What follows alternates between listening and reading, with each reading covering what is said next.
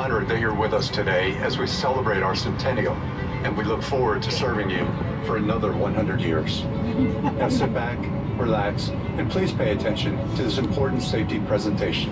On and keep it fastened whenever you're seated. The use of e-cigarettes or any smokeless product, including chewing tobacco, is not allowed on any Delta flight.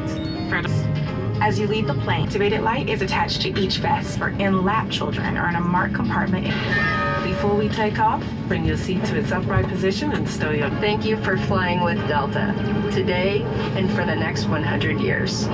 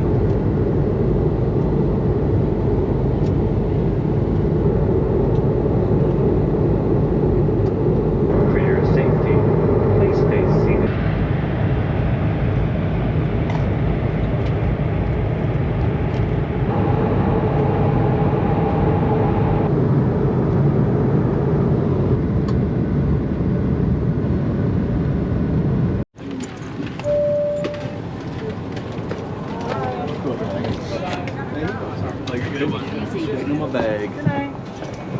Bye now. Bye.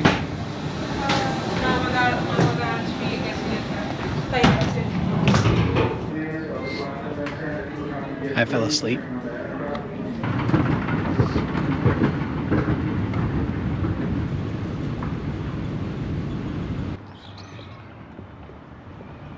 Hey, that ain't San Antonio. What are you doing here? So I fell asleep on the plane, got to the Airbnb, fell asleep again. We're gonna go explore Boston.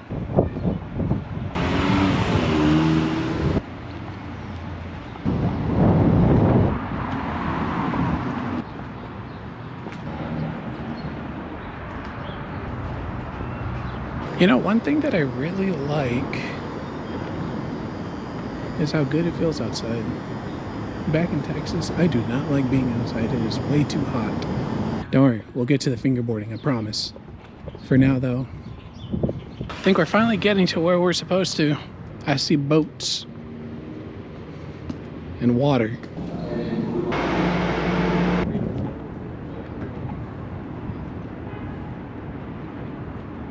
I am walking the wrong way.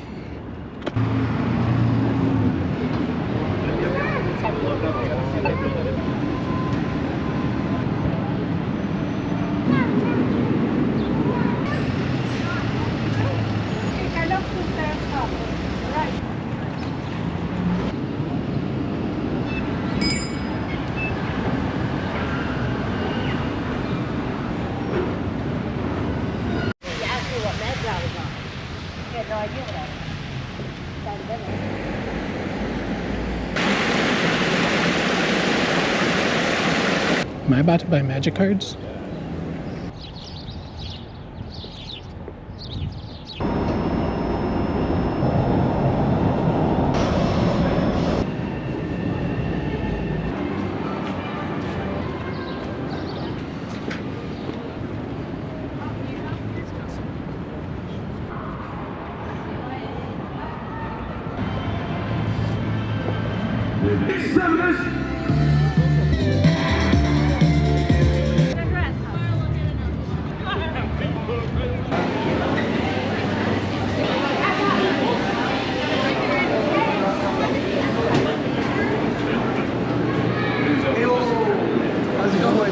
How's it going? Good, good. We're all Hey. What up?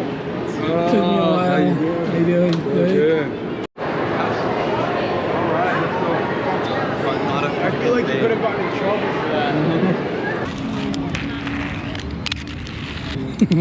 that. Oh, thank you. But if you don't, that's cool too. I hope that was in frame. That was like a really good switch heel flip. Yeah, that's good.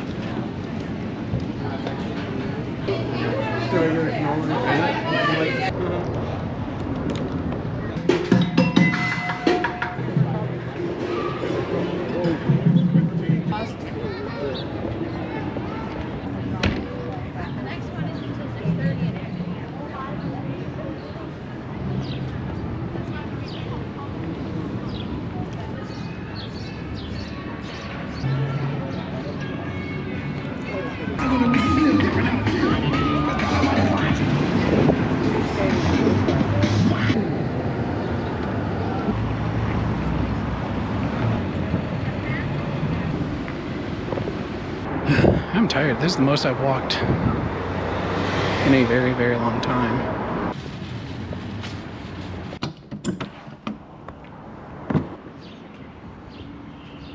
All the walking from today got me walking like funny.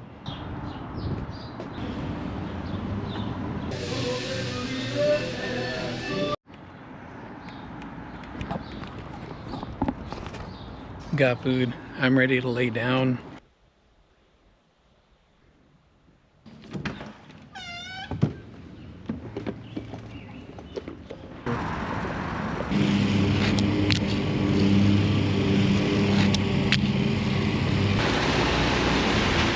I'm gonna go upstairs right now.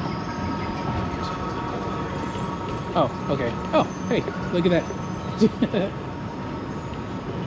What up? Oh, yeah, I was downstairs waiting. There he is. He made it. I'm here.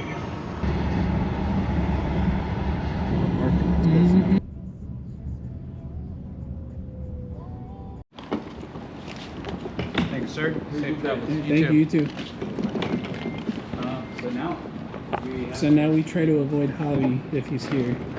Twiddle, how you doing, buddy? Hey, man. TCP. How's it going? Man. Good seeing you. As well. Glad to see y'all, man. What up? What's our winner? Not much. Hey, down. You know the vibe, bro.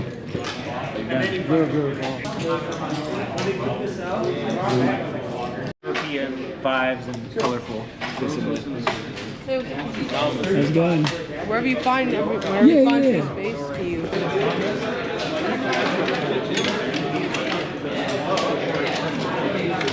Yeah, he tried playing with me. Yeah.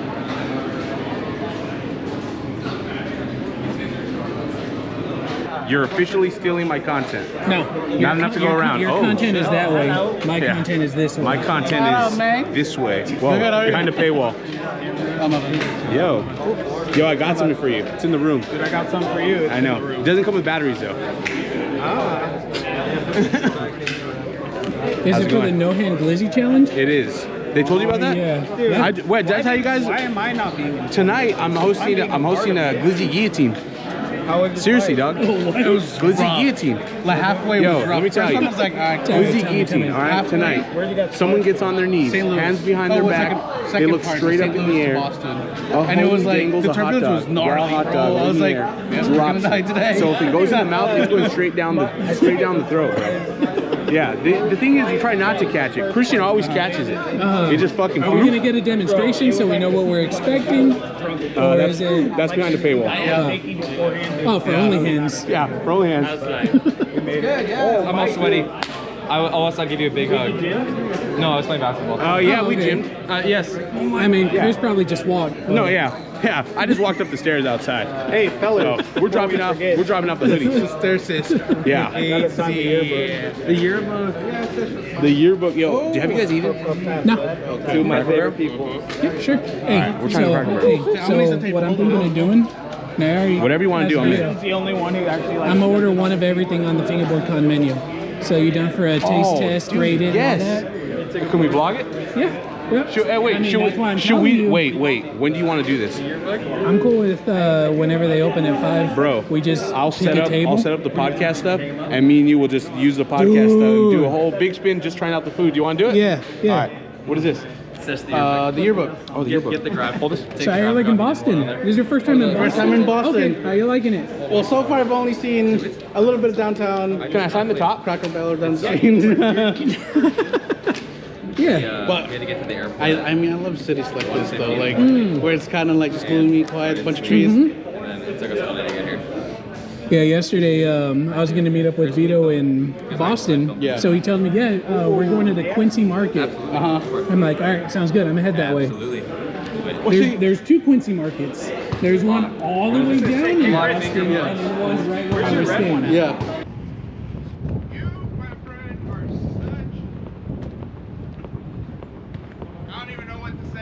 It was either come here. don't even know what to say. It was either come here or go to work. I don't even know what to fucking say. How are you doing, man? Not good. I've been walking. Oh. Dude, Yeah. I thought that this wasn't gonna. What? I knew you were gonna pull some shit like this too. Well, I mean, I decided I was gonna come Wednesday. Oh, really? I flew in Wednesday. Yeah. It was like last minute. All right, everybody whip it out. Everyone whip out the ones. Is this the Triforce of fucking influencers? We supposed to go back to back and vlog it? Wait, if some bro, how do we do we this? shouldn't all be hanging out because if something happens to us, who's making content for the community? Cliff, who never uploads? Yeah. We'll do that. Yeah. I'm subscribed. Let's go. Can we all just say like, comment, subscribe at the same time? On the count of 3. 1, 2, 3. Like, comment, subscribe. All of y'all were off. There it is. No, wait. Now you got to say your YouTube thing. Oh. Take it easy. Have a good one. I love that. I made it. I feel like I'm in a YouTube. You gotta say bye. How you doing? All right. Wow. No. We're gonna walk back to the Hilton and we're gonna start over. So do we just run or what? Yeah, we're just running it. Oh shit. Come on, John, up to you. Oh wait, what kind of? I'm going right now. 3 big dudes playing. I know. I mean, if we get the chance.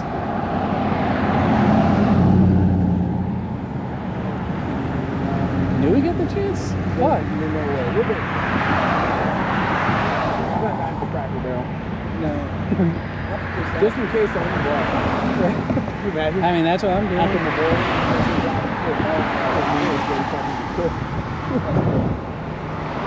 Final last words. I'm getting this Cracker Barrel.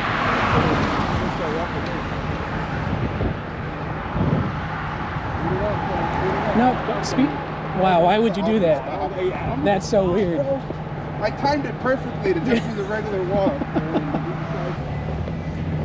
Don't do the awkward stop. Yeah. You ready for 3 days of being on your feet? All day. No. You got I'm the Dad not. 3000s on. That's now. what I'm saying. Yeah. And then Chris has got the Piggly Wiggly Burners 5000. Hey, wait. You gotta see the insoles, big dog. Right, They're ready to go. Are they dying? Oh, no, the insoles are ready to go, dog. See, on the outside, this is giving like, oh, I still, been wearing these since high school, but the inside, fucking therapeutic, Ah, you fucking you lower got back those. support. Did you get the ones that Got you throw my- in the oven to like? Hell yeah, bro. Got the plantar fasciitis going crazy. I'm ready. I know you know you don't have. Hell yeah, bro. Fucking woke up this morning, first thing, boom. Ibuprofen. Cooked them. I brought the Crocs back up. I'm about to get a clip in a fucking ashtray. Is that the spit barrel? Yeah. Rendezvous tomorrow. Ugh, yeah, no, maybe not. Maybe not. I thought you were FB Christopher. Yeah, no, it's gross. Yeah, It was right by his house. I was the like, sausage was going crazy. How did you go from eating? I mean, realistically, we could just squeeze Squeeze in and make it. I just don't know if I'm trying to sit that close to y'all, you know? Yeah, I mean, I got I'm trying not to spread them because. That's me. I got the fish. El pescado. Fish. Hell yeah. This is tight. Cliff, I ate it. Fire. I think it's cool. Yeah, I'm just gonna keep it. Cool.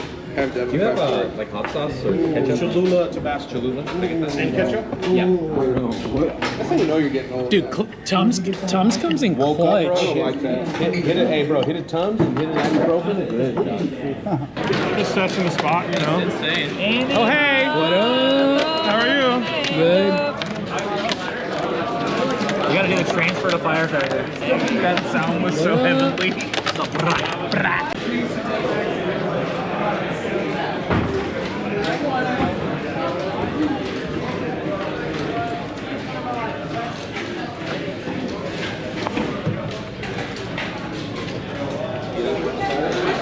Do what? What size? Good. How you doing, man? Yeah, good to see you. I know.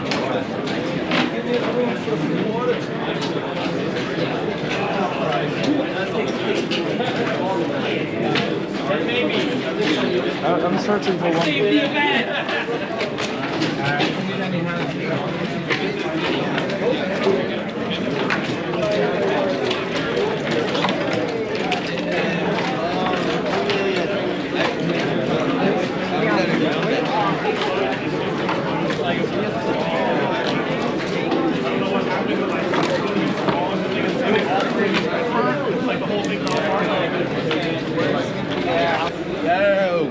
Ain't getting no clips today. Too many people.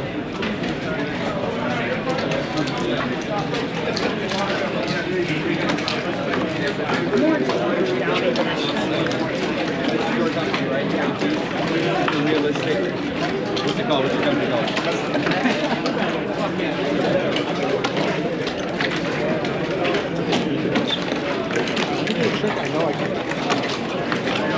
We met last year. I'm like the other guy. Oh, hell yeah.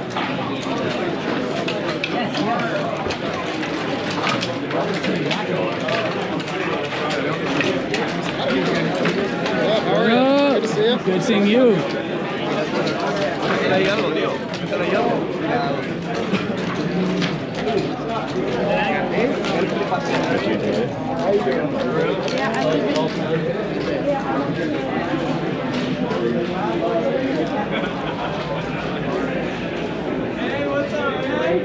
Good, thank you. It's good to see you too.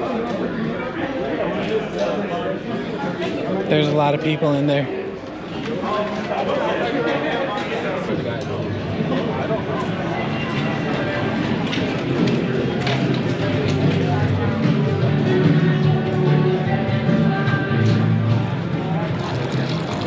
Test. Oh.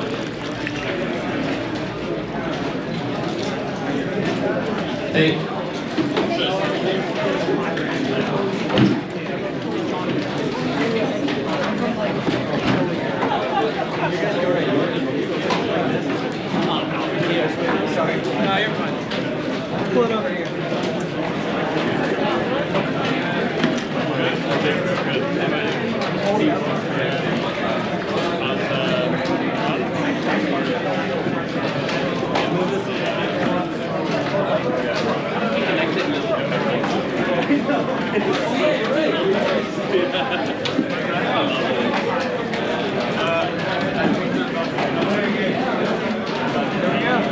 Hey, everyone. Oh, sorry, that was too loud.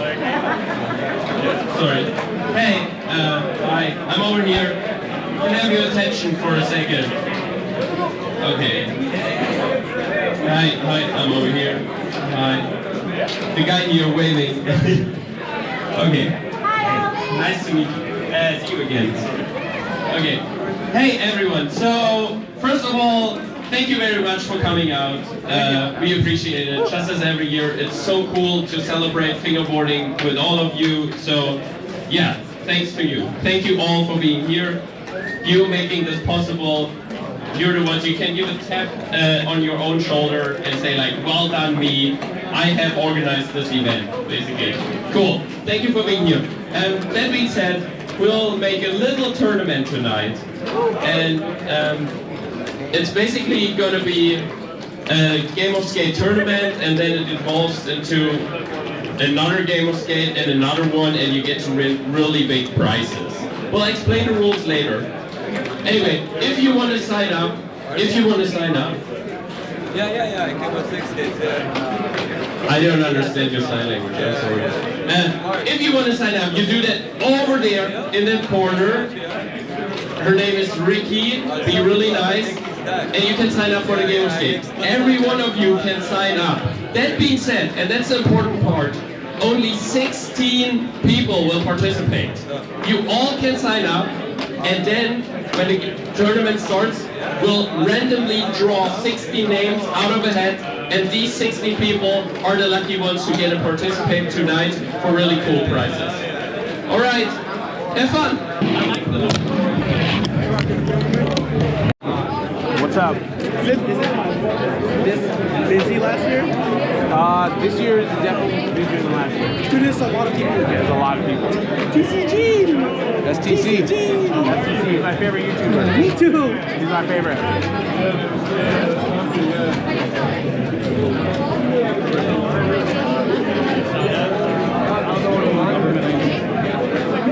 You guys take passports?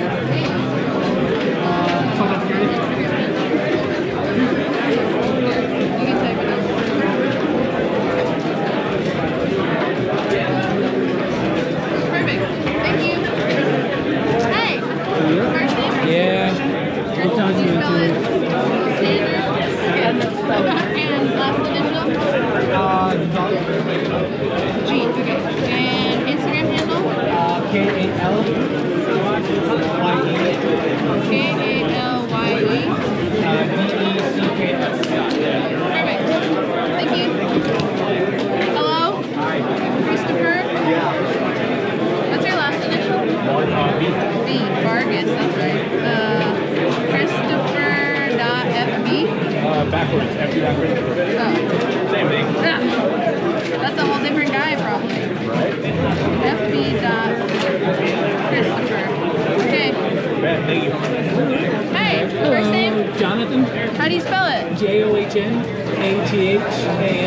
Last initial? P. P? Yeah. And what's your Instagram handle? TCG. TCG? Yeah, TCG-E-N-E. E-N-E? Yeah. Like that? 8-9. 8-9? Yeah. Okay, perfect. There you go. Thank you. Find a spot at the table. What? Find a spot at the table. Is that possible? All right, throw board. Damn. Ooh. All right, we're checking in at T. All right, let's do it. Let's go. We're checking in at T. Checking at T. You'll be the judge. Yeah. All right, but we're going. Power slide, I got We're that. going front power. Kickoff. Ooh, I'm nervous. Fuck, front pop. No. Baggy flip. Oh. Yeah, nollie flip. Ooh. Heel flip. Ooh. Yeah. Ooh. Backside heel flip. Chris got it. Very heel. Oh. Impossible. No. Thank you very much. Resetting. Oh. Oh. I felt good about that one. Thank you, Trey. Where did you get it? No. Or that. Do pinky laser.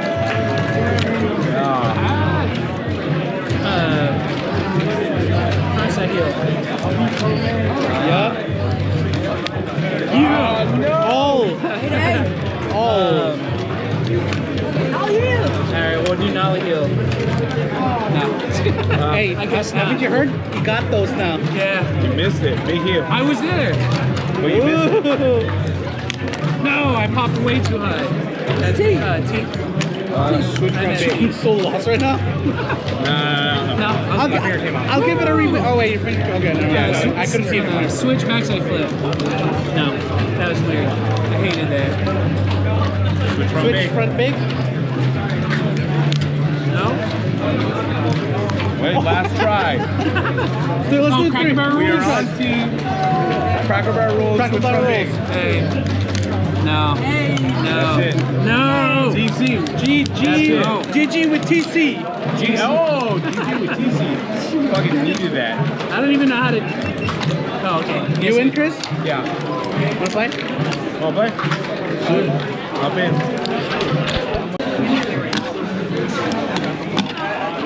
Damn.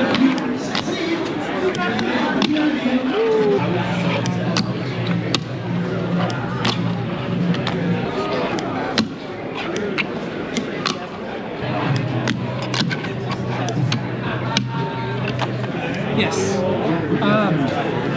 I'm gonna get one of everything. For this one, the buffalo chicken. One of each on this one. That one. 2 of these. And then this one with the chicken fingers. Yeah. And then sweet chili sesame. 6. Yeah. One of everything. Some light. You're not hungry, are you? I'm sorry? You're not hungry, are you? A little peckish. I sorry to get you ordered. I'm here to do this for everybody who's not here. Show them all the food. Yeah. About to piss off the kitchen crew.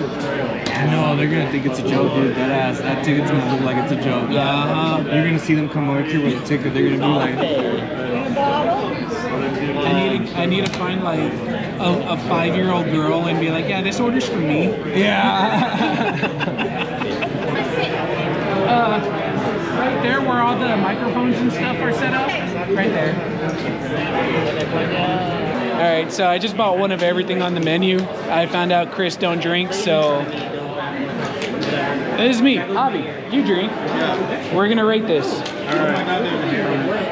There you go. That's yours. That's probably my hair that's on there. It's fine. Yeah, this is called the finger flip float or something like that. Okay. Yeah. Cheers. Cheers. Fingerboard Con finger foods. All right. That is strong, but I'm also a lightweight.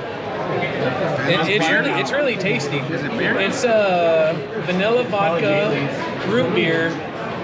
Maybe I need to vanilla mix ice it. cream. Maybe the liquor went to the bottom because all I got was straight vodka. And like whatever kind of vanilla.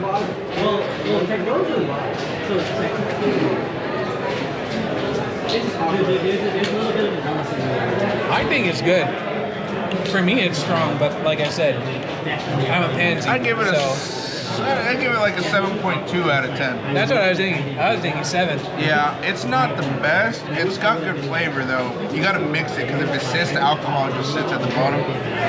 I forgot to show what it looked like. Think of a root beer float. That's what it looked like. I forgot. It's not bad. You try some? I've had it. Brought in a 3rd judge. Yeah, it's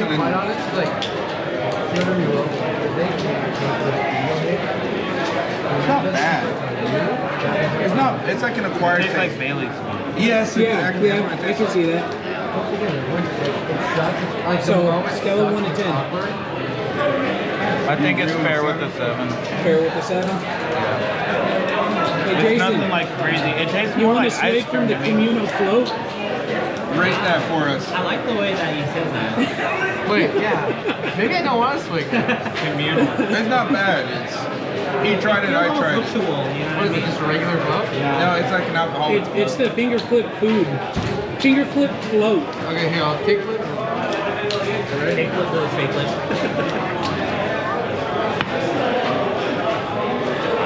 Oh. Damn. That was a swig. Now that, my friend, is a swig. On the scale of 1 to 10. You got an 8. That's the first 8 it got. I'm glad we're all kind of in the same median. But we're all on the same. I said 7. Javi said 7. The bell curve is like in the same spot. Yeah, it's right there. I wouldn't call it the best thing I've ever tried, but I'm not mad at it. Honestly, look, when you drink something and you're like, that tastes medical. But when you're like trying it, you're like, it tastes like root beer. Yeah. If it, the more I gotta go tell Chris I ordered the food. I was like, no, I'm serious. One of everything, double of this. I don't know if you drink or not. Avi said you don't, so I was like, all right, me and you will rate the float that was there. But food has been ordered. They're bringing it. I'm ready to go. Fucking Ollie's just taking forever, bro. I'm about to just go start doing fucking mini pods, dog. Like I'm so, cause you know what it is? Like I'm antsy to like, let's just get the fuck out there and start doing this shit. And I already got the alcohol going through me, so. Oh, so you're loose. Yeah.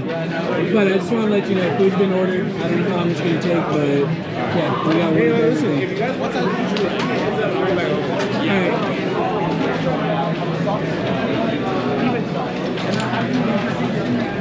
He's probably got a huge crowd around him.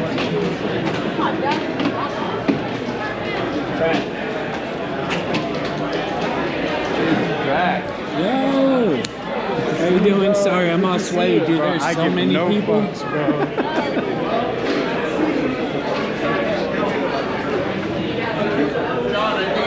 Oh, you're looking for that big order, one of everything? I gotta get the wrap. Yes. 49? Yep. Okay, I'm over there with the. We weren't serving in here. This is the dining room here, so. Is it okay if I just take it over there? I can take it over there. I can. That's fine. Okay.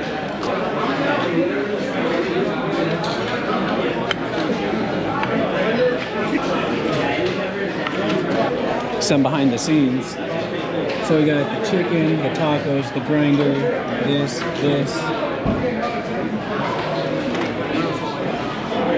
I think that's everything. Food's ready? Yeah. We're just gonna do it right now. Yeah, let's go. What's up, man? How's it going? Actually, their fries are good and crispy. They're always good and crispy. I'm curious about this. I don't know what that red stuff is. That's pickled onions. Is it really? Yeah. Gross. Wait, is this all the food? What is that? TC, give me the rundown. What are we doing? We're eating everything, and this is gonna be for the people who didn't make it. They saw that there's a fingerboard food menu. Yeah, there is. Who's had fingerboard I guarantee menu? He sounds like the motherfucker that would do a Fingerboard Con food. I could see that. Dude, this. But we're here to try everything out. Just making. Bro, look at these jalapenos. though. Like, that's and to just- answer your question, we're rating the food. That's what we're doing. Rating the food. Ooh, And I don't know about that, baby. as fellow. Are they at least pickled? Spicy? Yeah. Probably like a 6 out of 10, 7 out of 10. Okay, so I'm not eating those. Fair enough. Not bad. And we're efficient at eating, so we know what we're talking about. Oh yeah, for sure. I mean, yeah, I'm an expert. Yo, those wings are doing things. I'm just saying those wings are good. Those wings are good. Let's do this. I really wish I had mic stands. You know what? Let me do one thing. Let me ask Andy if he has mic stands. Because they have a PA system over there. Oh, okay. If they have them, perfect. If they don't, We'll make it work. Alright, let's do it. No mic stands. Alright, we're gonna do it like this. And I think it's only fair. Going in raw, baby. I like Going in that. raw. Make sure to pull out on time now. Hell yeah, we're going I in did what raw. I did. We're gonna have Vito jump in too. Yeah, plug his mic in. Sit next to us, Vito. You're in this. You know what? If you want, I think you and Chris are good. You and good. No. What the fuck, Vito? Just sit down. Get a chair. This door right here, Vito. Or there's another one. Put it in the corner of the table. This, Chris. Or the camera? The camera. No, so then this way it's filming like Vito. I don't want to break it. I can't eat on camera. Okay. Okay. Yeah, don't go too far. You can do it off camera then. What is that? This one, the finger flip float. Is there alcohol in there? Vanilla vodka. Oh, fuck me. All right, are you ready? Yep. You ready to turn it on? All right. Hit record and then just. And I'm ready when you are. Are we ready? Close it. We're good. All right. You ready for this? I am ready. Big Stream Podcast, Fingerboard Podcast. Today I am here with TC Green. We agree. Are we cheersing? Oh yeah. Cheers. I really like the bacon. 1 through 10. 6. I like food. Let's say 7 shots. Or cheese Wow, we're spitting over here. Cheese, bacon, jalapenos, and ranch dressing. Thank you, Garcon. Okay, so these... Oh, is that what this is? Oh, there we go. I was wondering what that was. All right. Thank you so much. All right. And you know, creepy and classic, I feel like that's basic. Buffalo whiskey, just highlight the wing. Yeah. All right.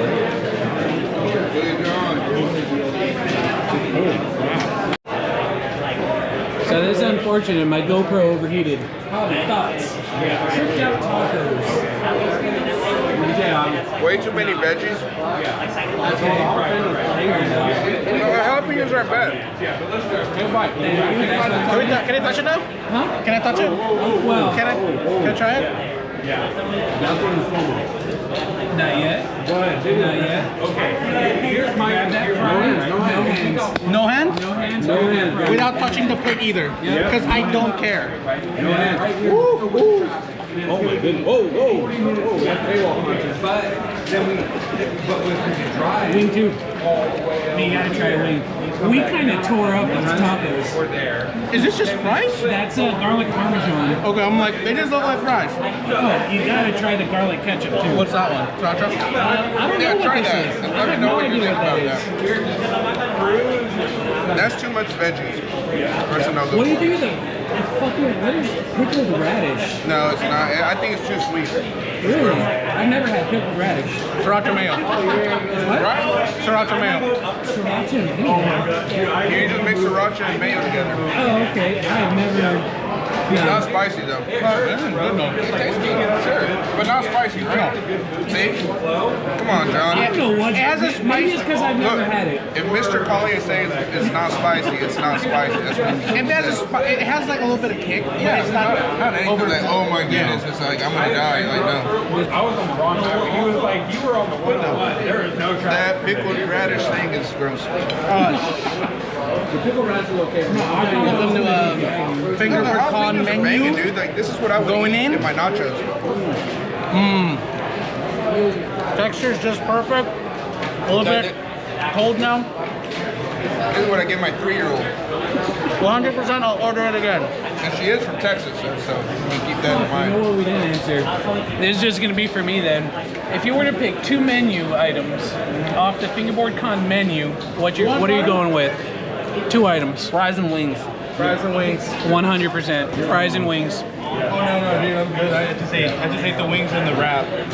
Devin, show me the trick. Yeah. They did. Alright. I helped. Alright, You don't have this. Sorry. I already got 2 of them upstairs. Dude, this is so cool. When did you start doing these? Huh? When did you start doing these? That's the 101. That's a Thursday. Like OGS is a lot more UPS is the bane of my existence. UPS is the bane of my existence. Office piece. Got a late start today.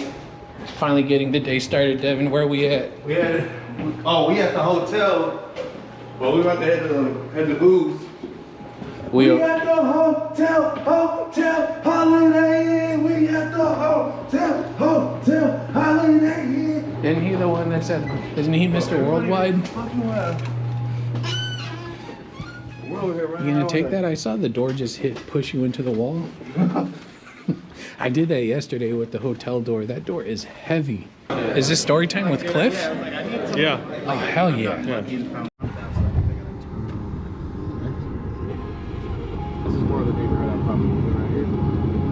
fish out here with human teeth and shit. They got fish out here with human teeth. It's fucking crazy.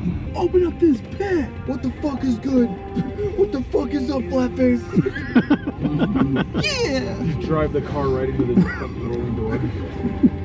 Yeah. Grab your, whoever's next to you, grab their setup and sap that shit. Yeah. Yeah. I wrote this one about my dad, who took away my Berlin home. Yeah. I did it all for the naked. This one goes out to Black River. Fuck your base plates. We took $5 whole off of you.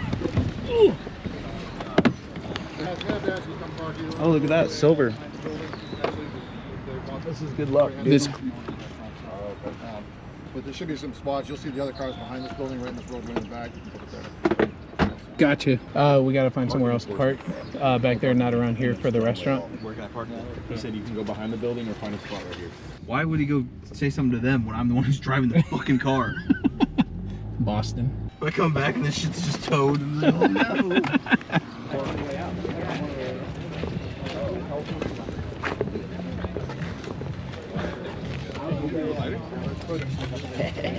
Oh. Yeah, I do. That's what is like.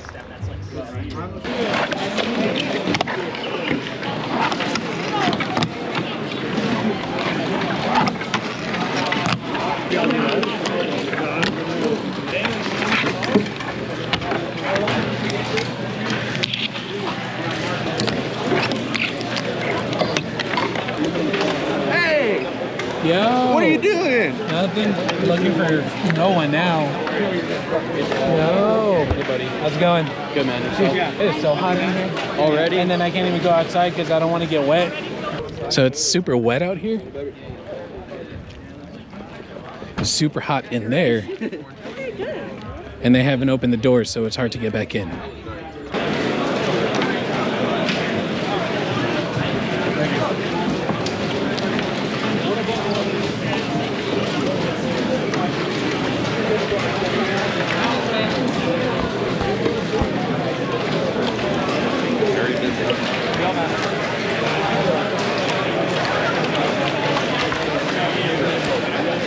Perfect size for that kind of leg, little dip.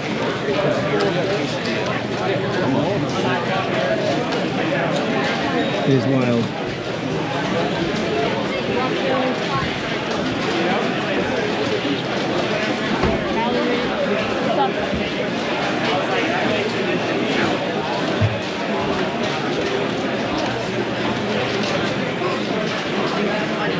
Oh, it does come with that. Yeah. I'm gonna take it. I can't do Excuse me. How's it going? Pretty good. Oh, thank you. Dude, I saw y'all roll up. Y'all got matching jerseys. Yeah, Patty's team. We're all on the Patty's team, bro. Yes, sir.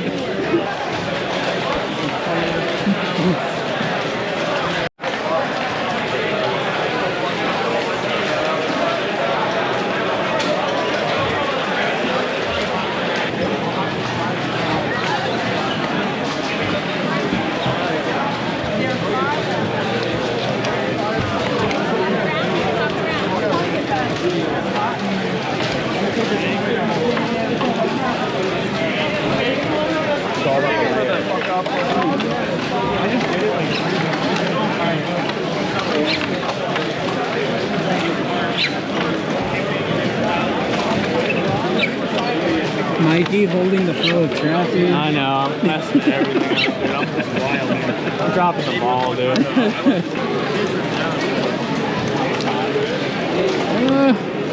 Excuse me.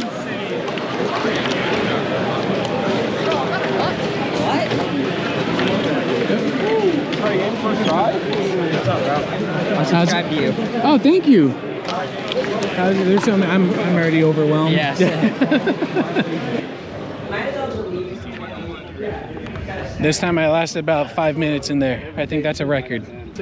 How's it going? Nice to meet you, dog. Nice meeting you.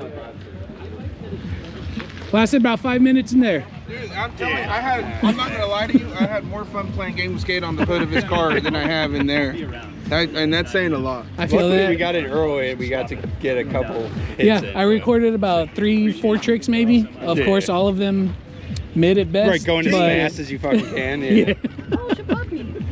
But I'm happy with those. So today was a success. Got my more than I Doom Lagoon genuinely boards. planned on being able Yeah. to buy anything. Yeah. Can I see? To you, bro. Oh, you got both of them. Dude, they I look grabbed so. one of the Yeah. turquoise Anybody ones, know yeah. who Worm is port? This one looks so good in Do you know if person. he's here? A bunch of shit that I'm trying to I'm gonna go offload. talk to Chris about his butthole real quick. Most of it's you. Out here? Yeah, bro. I was like, I wonder how Jake's gonna be tonight. You recording? Yep. Hi, TC Gene. I hope I get running on air again. Not gonna do that. First tattoo. What up? Hey Chris, important question. What's up? How's the aftermath feeling about yesterday's buffet? Oh, dude, not good. Oh, Yeah. Not good. Me either. It might, bro. You know what it is? What do I not eat? It was almost 5 a.m. and Jake went to get snacks. And just randomly, I'm like, give me hot Cheetos. Bro, crushed a whole bag at 5 a.m. 5:40, bro. Absolute diabolical, crazy, unforgivable choro, bro. Crazy. Sounds about right.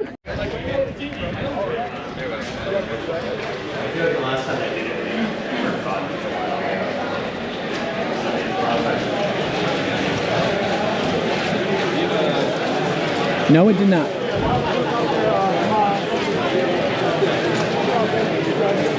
Sweet, yeah. Excuse me. Oh, sorry.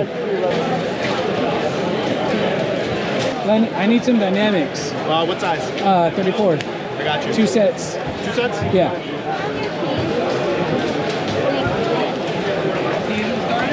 I don't even know what color they're. They might be silver. Getting the Brainy clip? Oh, absolutely not. No, post that one. Post it. Post it. Someone's flat face sticker. I won't move. Hi, DCG.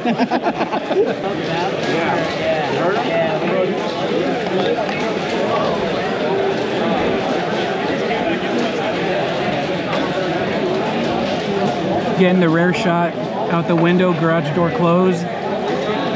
About 200 degrees here from all the body heat. At least everybody's like standing outside now.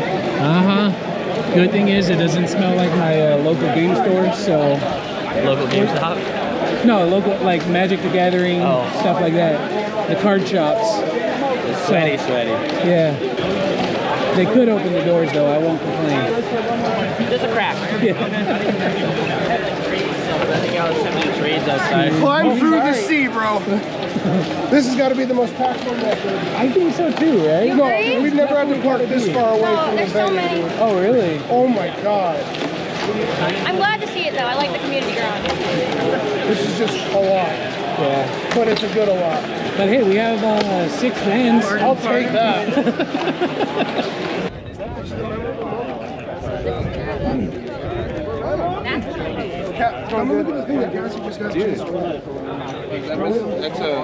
How we feeling, Boost 37? A lot of man meat. Sweaty. It's hot. A lot of man meat. Yeah, a lot of man meat. This is for the vlog? This is for the vlog? Yeah. It is not big boy friendly. It's not big boy friendly. It is not big boy friendly. It's not. If you're coming here, come with a fucking pocket fan, or like one of the ones with like Literally the old ladies with the fucking thing. I thought you said pocket sand, and I was like, nah, one of the pocket fans with the little spritzer on it. Yes. Get in there. John just quit. He doesn't. He's gonna put this in later. I know. So it's there. That's all that matters. I watch everything, all like 42 hours that I record. Are we gonna have a premiere for this one too? Future John, while you're editing. Are we? Can I get a shout out? Oh yeah. No. Dude, no. Just do it. I don't care. That's all right. Here, we're gonna do it. So this is my boy Nork. This is my baby daddy from New Jersey. One and only. Dude that hooks it up. Your dad. Oh wait, that adds up. That makes sense. That actually adds up. Watch. A little bit darker, a little bit wider, and then right in the middle. Dude, I'm light beard, long ginger beard, and short something beard. Short Hispanic beard. This is canon now. This is just canon. TCG! Chris is out here skating. Huh? He is out here skating. Really? Yes.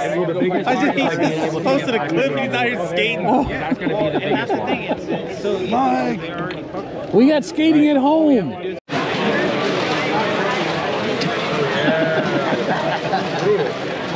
Nailed it. Oh, I love you. I'm so sorry. I just accepted that I'm not fingerboarding anymore. Booze. Yeah. I've tried, and I saw him getting profusely bumped, and like I was getting profusely bumped. So I just found a park that nobody else was riding, which was his bowl. And my homeboy Manny was there, and we was like, we're bowling it, dude. I had to redo the same clip like 8 times. Oh.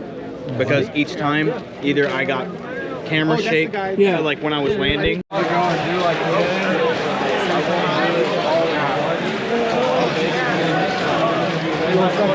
just delete it. Yeah, and then redo it. But yeah, I just got that.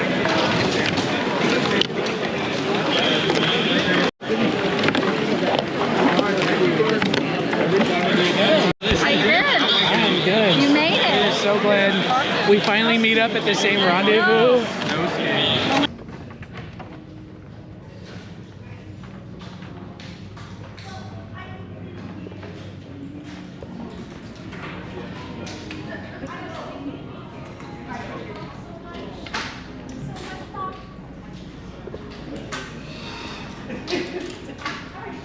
This is really nice. This is nice.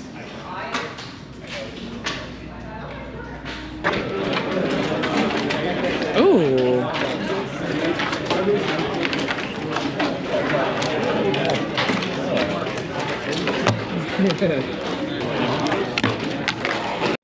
How's it going? Hey, it's really nice to meet you, brother. Nice meeting you. Hey, would it be alright if I took a picture? Oh yeah, for sure, for sure. How's it going? Stop by at some point. We're gonna start having some events this summer.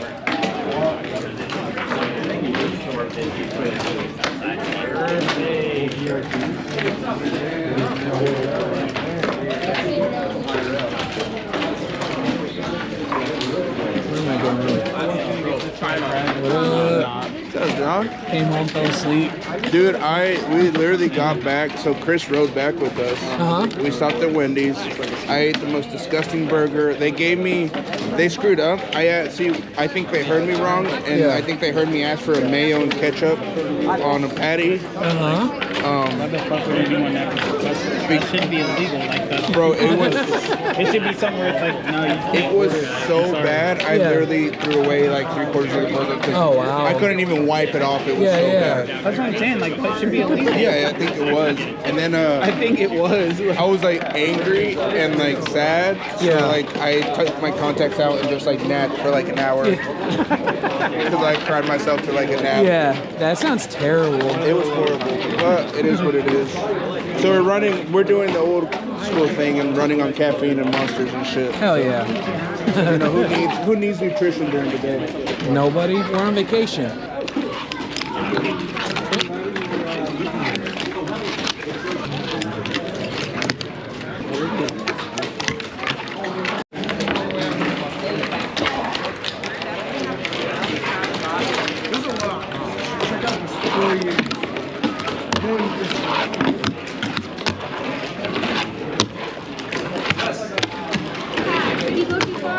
That's awesome.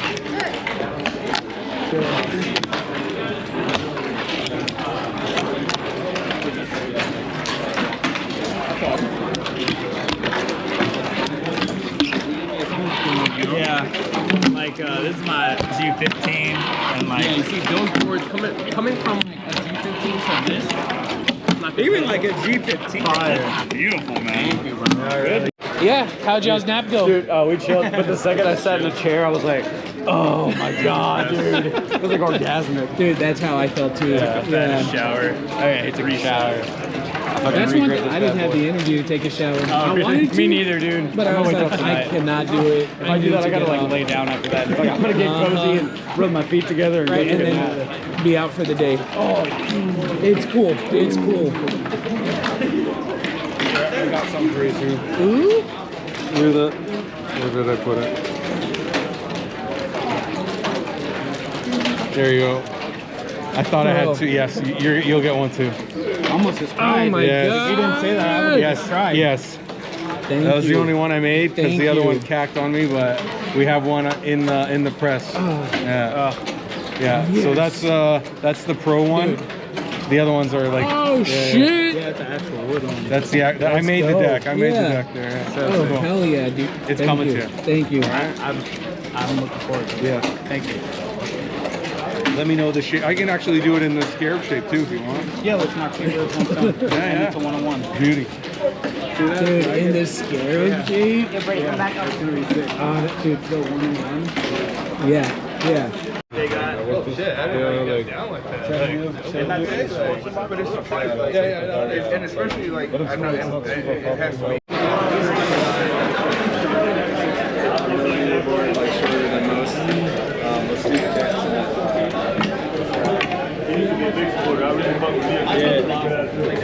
I don't even know. I honestly don't. I've never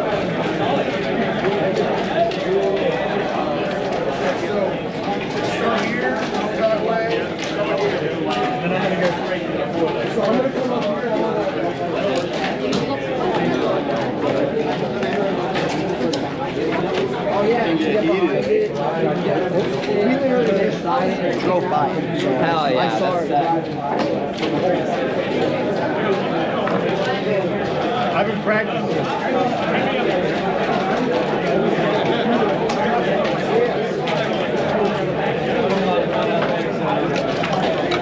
I mean, it's like I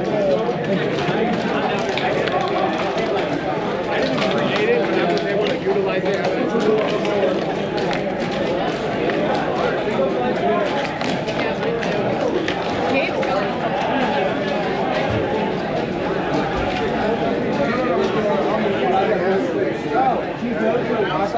Maybe.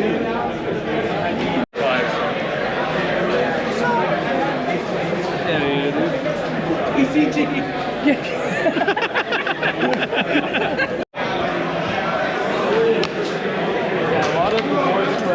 Here we're 7s. This is a 7.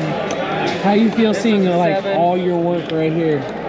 They're all mine. Yeah. Every single one of them. They're never getting them back. I brought them all out here so that I could steal them all and never give them back. It's the Twisted Tea Board Rails Challenge. I am not under the influence of any type of alcoholic beverage. Hey Clayton, real quick, how you feeling? How you feeling to turn out this year? It's amazing. There's so many people here that we've reached capacity, and now we have to find a bigger hotel and even bigger place. I guess we'll chill outside and then we'll, yeah. Maybe you went outside with Brandon.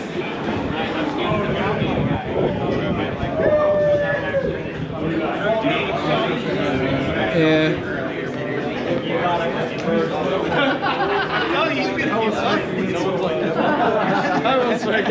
You were like 8 guys in a row wearing black shirts. It's like we're kind of hard to miss, dude. Cheers. Let's go. It's like, you look like you need another Twisted. Oh, that camera's here now. We can't talk about that anymore. No, dude. You want another Twisted? I'll take another Twisted. Ooh, they ice cold too. Yeah. Let's go. Here. Boost 37. fbcon 3. Let's go. The night. How you feeling the Fingerboard Con vibes? Oh, dude. Couldn't ask for anything more. Oh, yeah. Good people, good tricks. Did you record any fingerboarding today? A little bit? Yeah. Hell a little bit, yeah. a lot of it. How about you? No. No? No. Just doing some vlogging? Yeah, just doing some, well, not even vlogging. I'm just recording, like, what's going on. No. Oh, shit, Devin's opening up the pit. Dancing, he's tattooing, he's windmilling. You know, karate chop action like a fucking 90s Power Ranger toy. Shape. This. Devin, Cliff, Devin. Devin, hey, brother. Dog shit on Instagram. Somebody was trying to tell me about what was that wolf graphic? You have a picture of that wolf graphic that you came out with? Oh, bro, that's old. Yeah, I know. That's what they were telling me. That's old. That's what they were telling me. Devin. How do you find it on your page? Devin, what's up with your hands? They're empty. Thank you. So I do that. So how do you get them from not sticking together all crazy?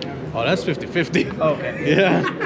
So that's part of the game. All right, that's cool. I thought it was a me thing. No. When did you get that? We're not here to fingerboard. Dude, it's great. We're here for fingerboarding. Almost no fingerboarding has been done. Yeah, we're just hanging, literally just talking, hanging out. The GoPro. So he pulls out the GoPro to fucking sit here and talk to it. And it always throws me because he doesn't throw the screen on, so that way you don't know he's fucking recording. I do it to reserve the little bit of battery that it does reserve. He's stealthy, yeah. But he is stealthy, dude. And he has a fucking, like, that's a fucking dong right there. TCG! I've been a fan of you. What? Oh, and I'm gonna send you like 5 boards so then it looks cool. It's like, oh, we got 5 boards from college. do it. Fucking YouTube, Christian. hey, it's on video now. It's on video. It's on video. Oh, it's on video. Dude, no, I'm out. I'm out. I'm not Wait. Christian said he's gonna send me a board too. No. He's gonna send me a Chris Pro model. And then the thumbnail, I got scammed by Collier. I'm like this with the bag. Hey, I got scammed by Collier with the 5 bag. Hey, the thumbnail. Hey, and then yours, how I scam. You won't believe what Collier did. Filming? Huh? Are you filming? Dude, I'm gonna get a pod. Oh yeah. I'm gonna get. I don't know. Chris has had a lot to Let's drink fucking tonight. go. Yeah, no, a lot of hot I need a pod, bro. Come on. Fucking hot Cheetos. There you go. A mini pod. What are you even gonna talk about? Bro. He can't air that on YouTube. What is that? Susan will come for his. Yo. Oh, there you are. We lost you for like 12 hours. What's up? I'm like, where's your boy at? I'm about to fucking hunt him down. I'm like, I'm not that fucked up. Right. Yeah, I have not stopped drinking the Twisted Teas. Yeah? At all. Yeah. Oh, okay. I am feeling so good right now. They close the bar right now, and I'm like, dude, I'm just getting started. Where's the after party? Right. You know? Not really. Where's your boy? I need my screwdriver. Oh yeah. Javi, he's out front. He was talking to Van. I venture out there. Yo. Yeah, for sure. What up, vlog? Aesthetic Fingerboard. Make sure you like, follow, subscribe. Shout out your Instagram. Same shit. Hell yeah. Hell yeah. Anyway, bro. Yeah, no, I saw. Right. I was head out just front. with him. I head out front.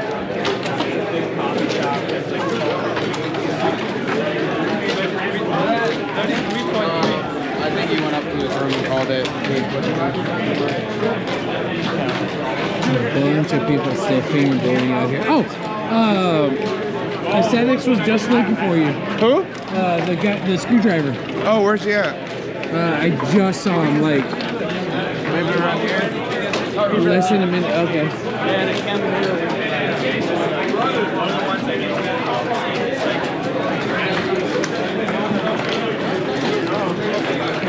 That ain't even him. Another white dude with a basket bird. I just saw him.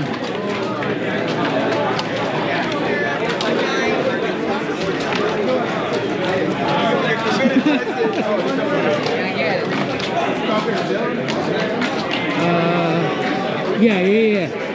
That's him. I think. Was that screwdriver yours? No, it wasn't yours. Wrong guy. Damn it. Wrong guy. Sorry. One too many beers. Twisteds. Yeah, you're good, dude. You're all good. We're backtracking on everyone we've talked to. Holy shit. Right here. Maybe this one? No, that's not him. No, that's not him. No. I'm not the dude. Yeah. This is just tiny. I don't think a year now. Dude, I'm trying my hardest. Dude, yes! Yes, I know you are. Yeah, and the thing is, he's gonna rewatch it on the video too. Don't do that to me. Hey, Sorry, I man. couldn't just hang out with you. TCG. It's the most exhausting TCG yet. This is what, like the 12th time. I'm gonna keep every single one of them too. Let me tell you something. I'm chasing the dude that gave me the screwdriver, and I've gone up to like 3 people saying, bro, it's a screwdriver. No way. Yes. I got a teak tuning Jake PFB Pro model signed by Jake PFB. Signed by Jake P. What up, Jason? Look at fucking Jason, dude. Mr. This Doctor. man, Mr. Doctor. sold me some fucking dynamic bras, and I love this dude so much. He's such a fucking stud. This dude is amazing. And he can clutch the like 5v1 in Fortnite. Really? Little known fact. He can clutch. What? Are you a Fortnite? Dude, you're that. Let me tell you. Play Fortnite? Dude, he carried me and Devin through a whole game of Fortnite Reload with all the sweats. That's fucking awesome. You know who I play with? I play with Mild. Oh, really?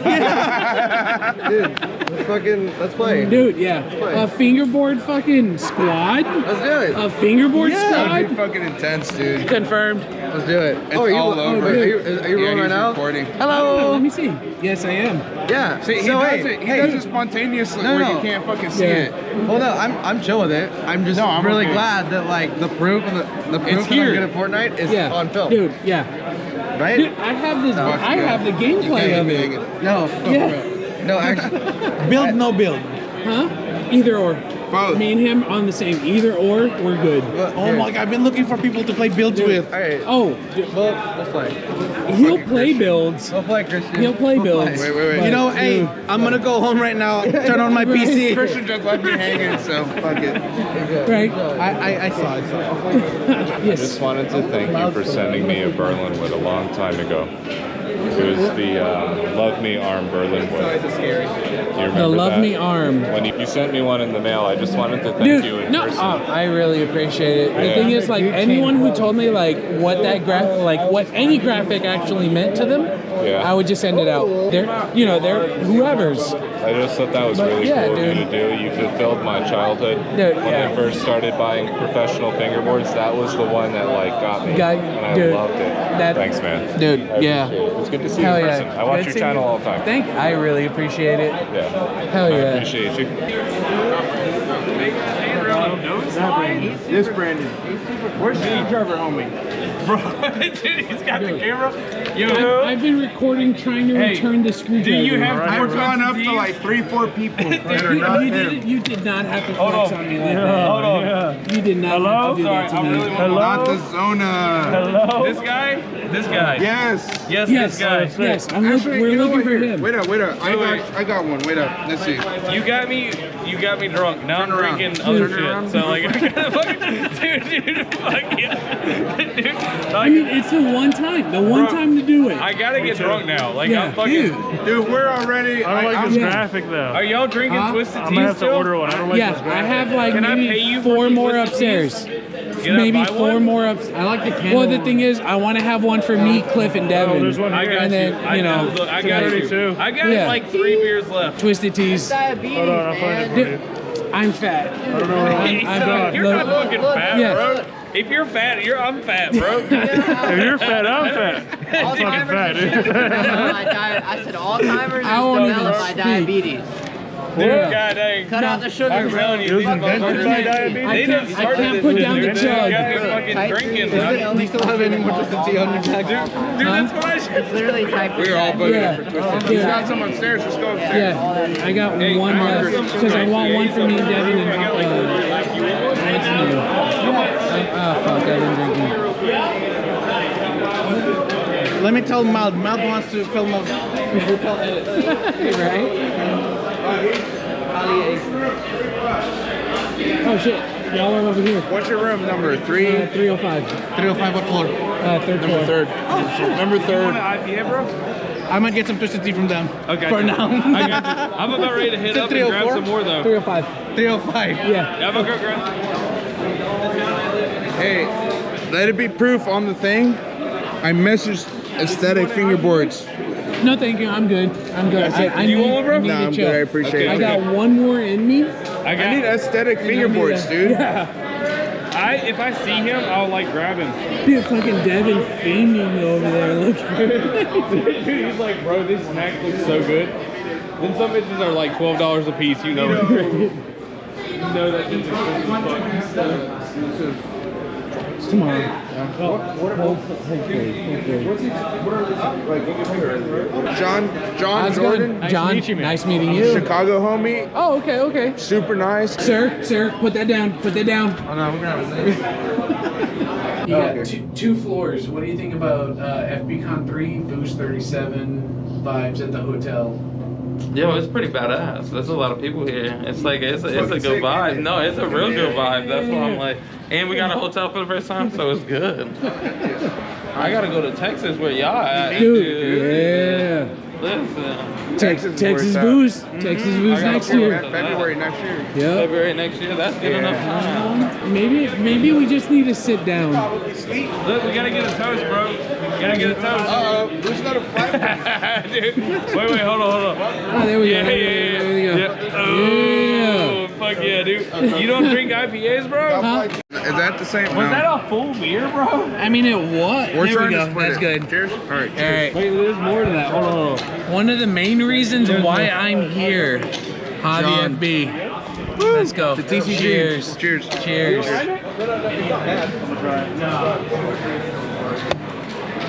Whew. That is cold. Screwdriver. Yeah. Homie, sorry for not returning your screwdriver, but it did come in handy. Toke, if you're watching this, right, Toke? Toke, if you're watching this, untighten this back up because I don't know how the hell this fucking flew off. He walks slow as fuck. And we have been looking for you. And we have for the last like screwdriver, 30 minutes. Aesthetic fingerboards. I have been looking. Let me pull up my messages. We got receipts. We got receipts. I don't know. Aesthetic, no? Aesthetic. So you know, I messaged you to try to find you, homie. Sorry. Get back to me. You got tomorrow, and then it's leaving with me. Sorry. I messaged you. Right, it is what it is. Aesthetic. It is what it is. Fucking John Chronicles right now. The Twisted Chronicles. Where's he at? The Twisted Key. Yeah. Whoosh. Dude, we went through those 3 cases like hella quick. I know, they're like water. Dude. Oh yeah. With my mojo. On my mojo Jojo. So we went to the. What does the car look like? The wrong city. That's like an album I don't cover know. where it's all blurred. This is what it shows me. Where you can see Am I it. laughing? I don't know what to make of it. Bro, that's what I'm saying. No, it's a great. Hella money. Oh shit! It's a great Jeep. All fire. I know, but you can't Alright. see that. That's why it's So like watch. a fucking. Look for him. We got dropped off at the wrong street, spot. wrong spot. Dropped off at the by wrong the Uber. spot. Hey, where are we at? Newberry. Newberry. What up? Second, same exact address, but a town over. Reunion. Yeah. Dude. How you doing? What's good? What's good, How you doing, dude? brother? We met, Yeah, at Dallas Booze or Texas. whatever- Texas whatever the Booze. fuck it We was met called. together. What up? Yeah. Dude, you let me hold your 26 today. Cliff. Hell yeah, Chris. He said he was like Twitter his border is clip. 26. Hell yeah, hell yeah. I gotta get you on I the. appreciate it. How's it going? How's it going? I'm John. John, nice to meet you, man. Nice Chris. meeting you, Chris. Yeah, welcome to this is the Speak Conference. It's usually the workshop. Right now, I would call it the barber shop because I'm just trying to, just like, you know, and I'm pretty like crossfaded, so. Yeah, You're fine, dude. Oh yeah. Yeah, dude, I just wanted you to be the phone. Yeah, this is Cliff. Chris, it's Chris. Pleasure to meet you, man. Thanks for having me here. Dude, hell yeah. I was just saying, you want the length? Este es John, el que tiene, no sé si lo, ya lo conocemos, de todas las pistas y todo eso. Yeah, de todo lo que hace. There's a bunch of sick ass ones, bro. How do you know it's, you know, Captain said we're gonna make I don't actually. What? There's a hidden spot? Shit. No, I didn't know this. I didn't know about One this. ram here. Hey, él es la casa vieja de Mike, ¿verdad? Sí. ¿La renta o cómo?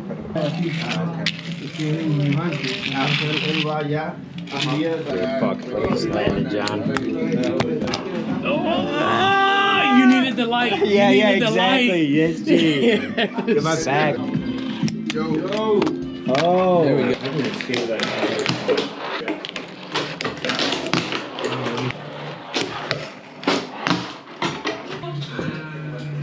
Yeah, they are. These two are so perfect. And that's Whoa, I'm gonna go like this so that you can even it out. Let it be known that Javi took this.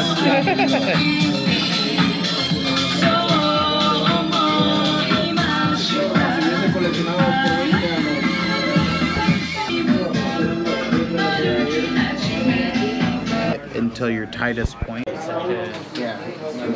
Del Bailey se llama.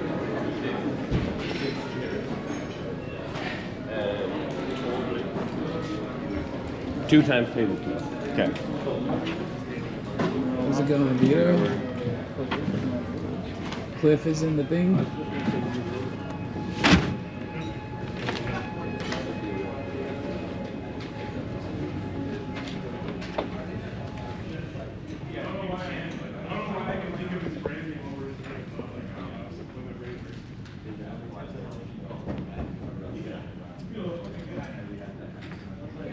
Just about all set up.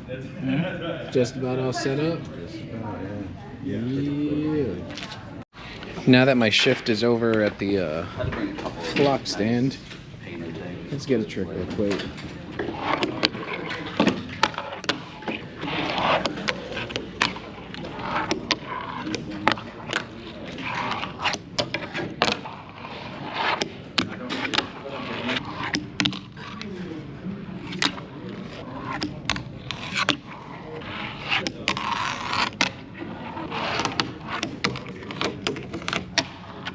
Hello. How's it going? Ready for today? Oh yeah. Oh yeah. But yeah, I mean, not at all, and I'm setting up our entire system right now. Oh, okay, cool. But yes. So the usual. Yes. Yeah.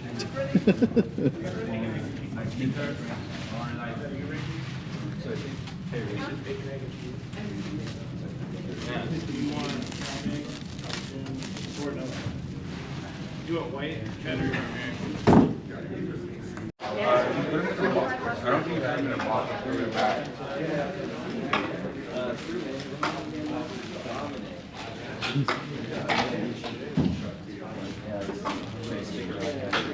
Yeah, I love the color scheme. Yellow.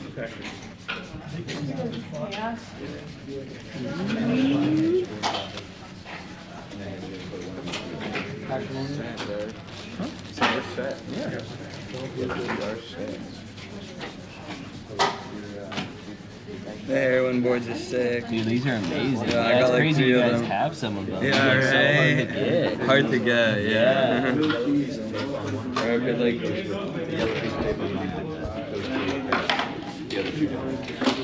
How's it going? Good. Good. Tired? Sleepy?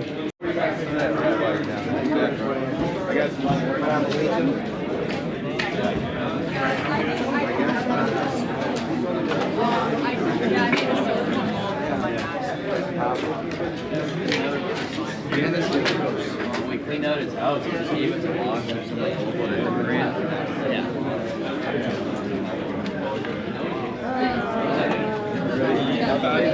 I'm looking for 29. To be creative, it is a lot of time. Yeah, come back and board any questions. Put all my naked anime people.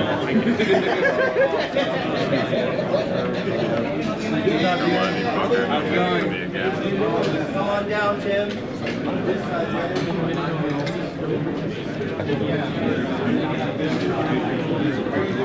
Y estos son los 3.0, los regulares, los super livianos.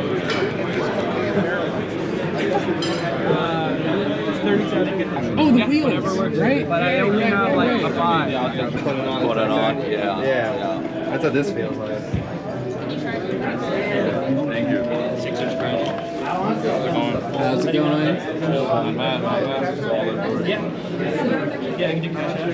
Thank you so much. Awesome. I will.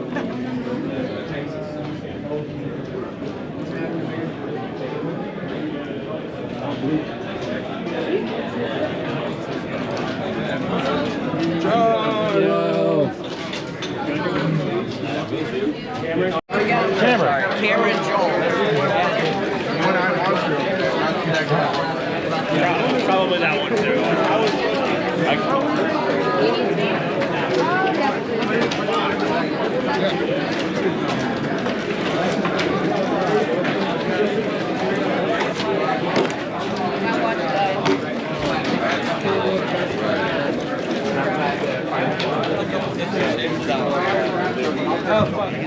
Smooth. 13-12. Feel it. Smooth. Yeah. What's up, TCG? How's it going? Good. I'm officially broke now. Keep on grabbing. Oh yeah, I feel you. I was in here setting up the plate and goes, Greg, how much are these? Never go wrong. Southside, hey, north. Hey, Blake, they're A and B? 8? Yeah. It's like $30.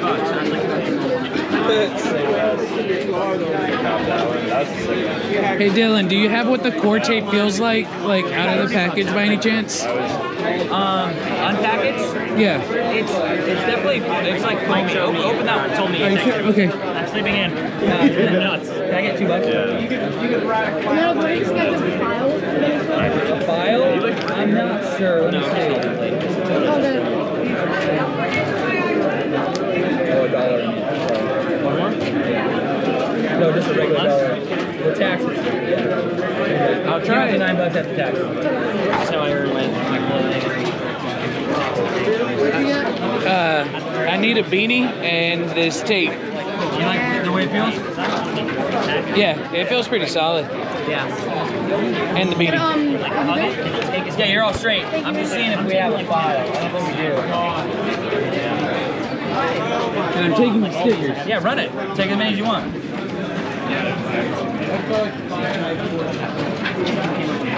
Yeah. They're $8 for those.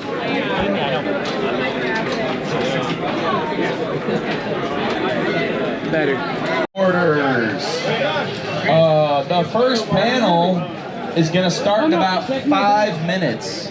So if you ever wanted to hear all your favorite fingerboard boys talk shit, you're going to want to be here for this. Because if you miss it, you're really missing out.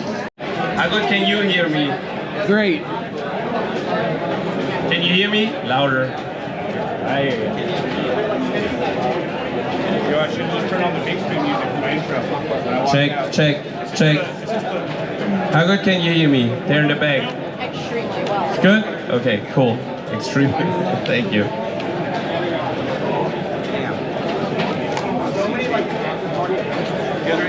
Check. Use this sword? Good. All right. Test, 1, 2, 3. Test. Perfect. Mic check. Good? Hey, kids, pay attention! That is so loud. That's so loud. There will be 3 panels today. We're starting with panel number 1, and I'm happy to introduce your host for the day, the one, the only, Christopher Vargas! Yeah, I prefer Facebook Chris, but thanks, Ollie. I love you, Chris. All right, Fingerboard Con 3, thanks so much for turning out. Huge shout out to all the sponsors, huge shout out to Black River, Six Gates, all the vendors, Slush Coal, and most importantly, the community, you guys for turning out. Each and every year, it's bigger and better, so thank you guys so much. The first panel, we're gonna be talking about competition style fingerboarding and the formats layout. So we're gonna be talking with Clayton, Slush God, we're gonna be talking with Ollie Hooligan, we're gonna be talking with Levine, we're gonna be talking with Stolly, we're talking with Bobby. All right, we're gonna do some questions and then we're gonna take some questions at the end. Feel free to chime in, ask them anything you want. All right, first question to start off the panel. And again, we're gonna be talking about competition style fingerboarding. How do we currently feel about the current format of fingerboarding competition? Do we think any changes need to be made right out the gate? For some context, let's start with Levine. Levine's doing USA FBL, and that's like full-on competition fingerboarding. Yeah, that is a full-on competition. So right now, fingerboarding contests are a little bit all over the board. You have everything from highest ollies to most consecutive kick flips to best trick, game of skates, best run streets. There's just a little bit of everything. I don't really think that there's like a standard, which is what USFBL is basically trying to infiltrate, is basically creating like a standard for fingerboarding contests, whether it's best run, best trick, game of skate, something that people can kind of universally just agree that like this is how we play these contests.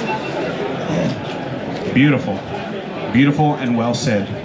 What about Clayton? Let's hear from Clayton from Slush Cult. Host an event at Slush Cult over in Southern California in Santa Ana last Saturday of every month. If you haven't been to the mini mart, you are severely missing out. Typically we host a couple games of skate and stuff like that, right, Clay? Give us your insight. As we all know, Slush Cult hosts a whole lot of contests at our events, so I have a ton of experience talking about this subject. No, in all seriousness, contests are rad. It's cool to have competitions just because it gives kids something to look forward to. It gives a reason to give out prizes, and I think they're great. We don't do a ton of them at the mini mart just because we go for more of like a just chill sesh. But there is a new one that I actually learned at this thing thanks to Sweets Kendamas, which is so fun. Fingerboard Blitz. which we played last night for like 3 hours, and that one's definitely going to be implemented at the shop for sure. I love it. Anything to add to that, gentlemen? Yeah, I think Levine was completely right here. It's all over the place, and I think it's good that way, right? So you got a little bit of for everyone. You have fun competitions, you have serious competitions and stuff like this. I think Levine is on the right path with USA FBL. If you're on the path to professionalize the sport, so I think it's great. If all the sports that are popular and professionalized, they have an association and stuff. It needs structure like this. It needs comparable stuff all over the world. And yeah, I think you should follow that path. It's amazing. And then I think you should also never stop the fun competitions. Like you also have them in skateboarding, right? You also have like this weird rails going over water, which is not really a, you know, a competitive thing. It's just like everyone is having fun, and then someone wins at the end of the day, mostly through luck. And yeah, but I would like to hear more from a rider's perspective, because we are more the organizer's perspective. And then how do you feel about contest formats at the moment? I mean, I did a lot of different contest formats, and I'm also really like to think, because I'm also doing some contests in Germany, and I also really like to think about different perspectives on events and do much more fun, and maybe also that everybody can participate in some events. That's why I also would like to see more like you said, also with the structure, that it's maybe like a pro section in the event, and then also maybe a beginner section or something. That would something I would love to see more. But yeah, I think we had a good spot, like Ollie and also Levine said before me. We have a lot of different aspects. We have the battle of consistencies, for example, with who can do the most kickflips. I love the Dharma Blitz. Yeah. Would love to see it more in fingerboarding. That was a really cool idea. It reminds me on this old event with the little bell. You know this? Yeah. I think in Germany we did too, like a kickflip and then you have to knock the bell. Yeah, from the game, yeah. You heard that? We invented it. I think 2011 or 10, right? It's a long time ago. But this is better. This is even better because it counts also the time.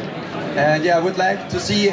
I think we have always space to develop new stuff and new systems, and I think we all should just think about it more and then try new things. Nothing more to add. Perfect. Let's stick with the pros though, because here's a question for the pros, for everyone, but starting with the pros. When it comes to competitive fingerboarding, what do you think is a more important factor for success? Technical tricks, creativity, or consistency? So I think for me it would be consistency. No shit. Yeah, but that's the German way. So you don't have to do hard tricks, right? So, but if you do like easy tricks consistent and have a run,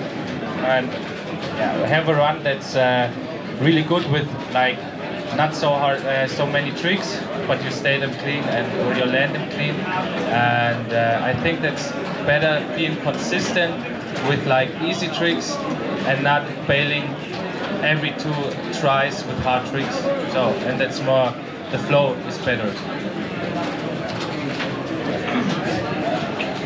I think I'm also on the same page as Fabi, but I also would like to see more like awards at events for like just style. Like at some point at Tampa Pros, they get like, if you do a super steezy kickflip in a quad or just really land it with 1 foot and do it really steezy, you get a prize too, right? Or there's always like the award for style.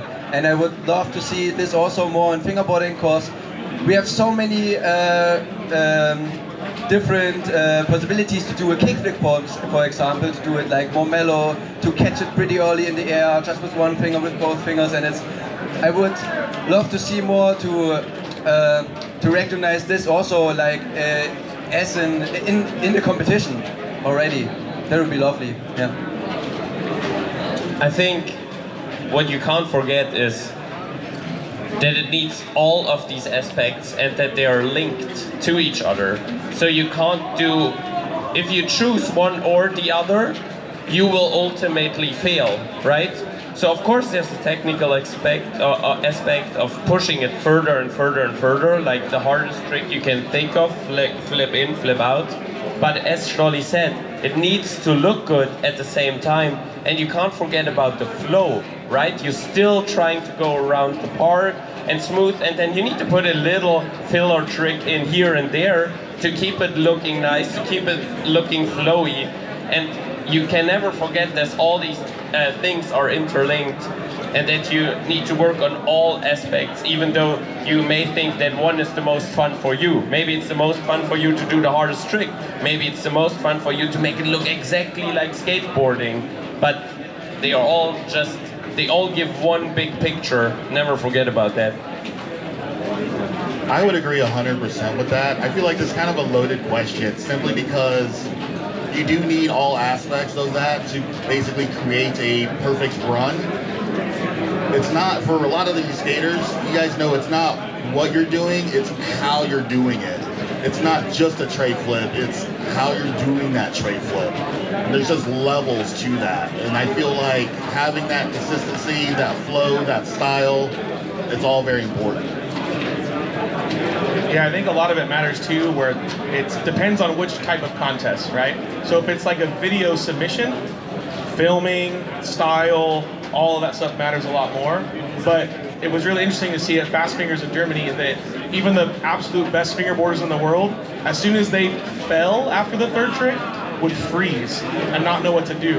Or the really good ones would immediately pick up and keep going and like not let their whole run get ruined by that. And that was really interesting to see, like, even the very best fingerboarders, as soon as they get nervous or screw up, it's like, oh shit, what do I do? There's a question from the audience. Question from the audience. Yeah, take the mic over. You can. Who has a question? Come down here, buddy. What's your name? Where are you from? My name is Josh. I'm from St. Louis. What's your question? My question is, how would you grade like style or cleanness of a trick, considering like the style of a trick can be incredibly subjective? So how would like maybe ranking an event based on the style or cleanness of a trick work? Do you know Jay Linehan? Yeah. Look like him. I agree. Good answer. I love it. All right. Tony, there you go. All right. Now you know. Clay brought up like an online type competition. So the next question is this: how are we feeling about online competitions versus in-person events? And do you think that one offers a better experience for both competitors and judges alike? All right, I guess as someone that hosts both in-person and online contests, we'll start with the in-person contest. In-person contest at events like this, you can feel the energy, there's a vibe. This is a completely different experience than doing a contest online. The online contest, at least for us with USFBL, it's a way to basically include people that don't have the ability to come out to events like this. So for us at least, it's like, you know, giving people the ability to also participate, feel like they're part of the community, and also be able to showcase their skill sets as well for those that can't make it in person. So there's a special vibe for in-person events, but the online contest style of things too. There can be a vibe. It's hard to capture and culture of that like vibe, but like when done properly, they're both really, really good assets. Well said. I mean, it's super awesome in the first place that we have both, right? That I felt like, even if the pandemic, of course, was a really bad thing, but the fingerboard community came pretty cool together, and a lot of people tried to organize the first bigger online events, I would say. And I think this is also a really good thing, because not everybody is able to travel a lot, and have the budget maybe also to make it to a lot of events. So these people also have a really cool opportunity just also to participate at some events if they like the competition, you know, or just try it out. And this is like, there's a, what is it? It's harder to be in a competition and maybe to participate, for the online thing it's more low to get in, you know. So it's pretty cool to have like both in our scene, I would say, and I also love that like Levine is trying to do or push it also in the online competition in some ways and trying some different systems there, and I think it's going in a good way. Yeah. I agree with both of you, and I think they both have their obvious perks, the in-person event and also the online events. And this year, if I can do a little bit of self-advertising, this year with Fast Fingers Online, we're trying to combine online with in-person events, because we will have 13 so-called community events where with our partners like Cult, the people can meet at these locations and then go out and film their entries together for the for the Fast Fingers Online event. So we'll have 13 of these events worldwide, and I think this is something we organize at this time, and we want to show the world an example.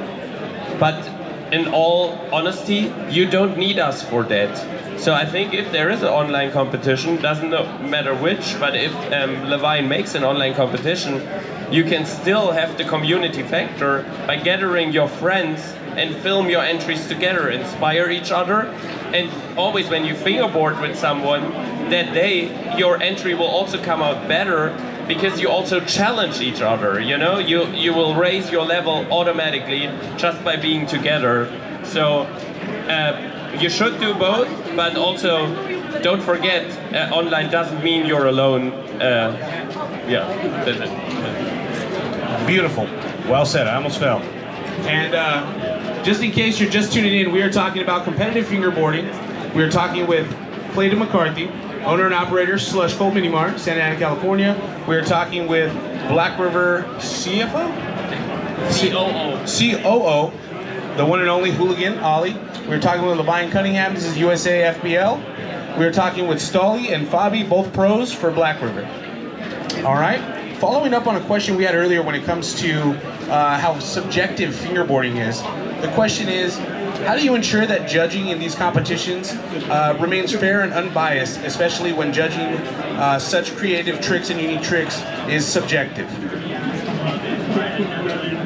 I think key is the number and diversity of judges, because as you said, it's very subjective.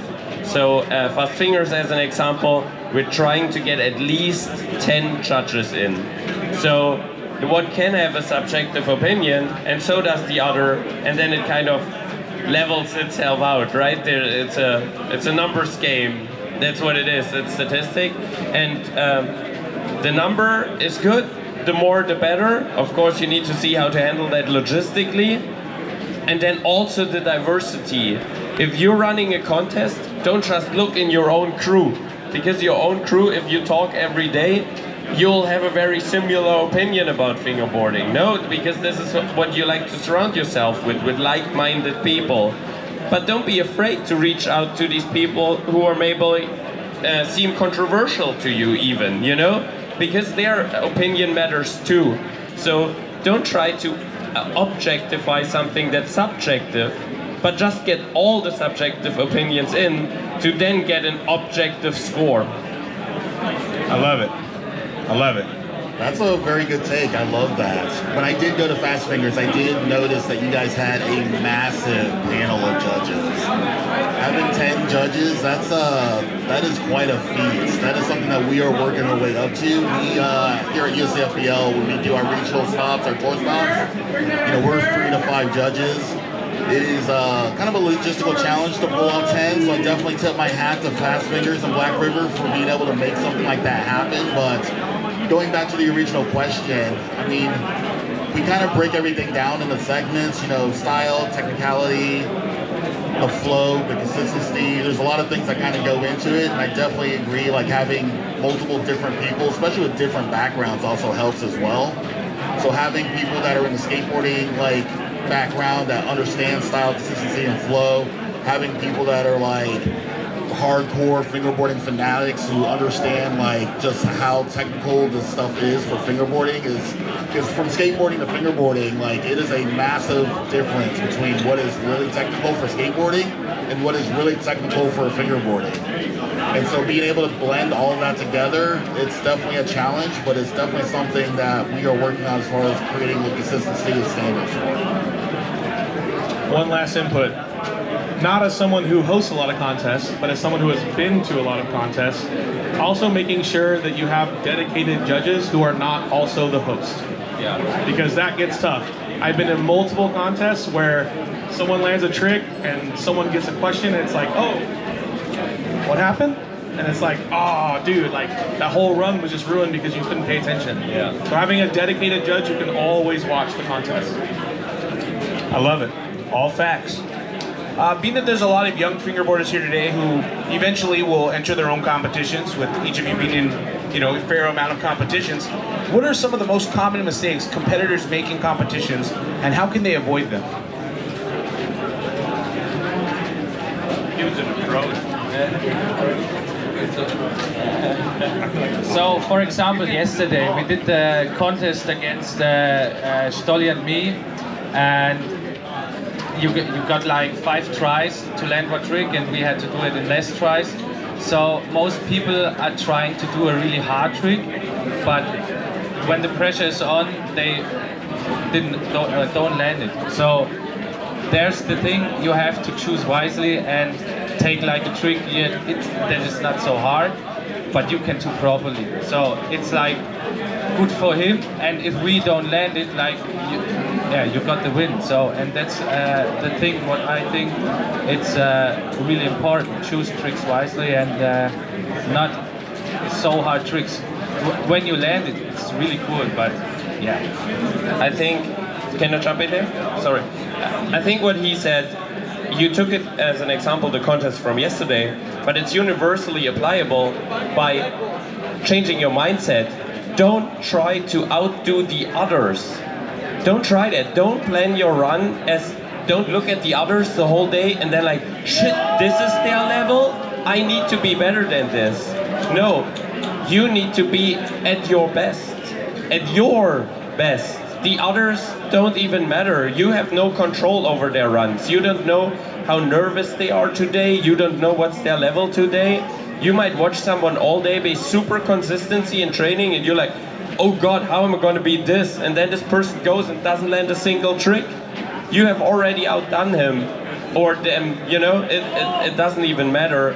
So look at yourself. It's also a healthier mindset when you look back at the end of the day, because at the end of the day, you want to be happy with yourself, right?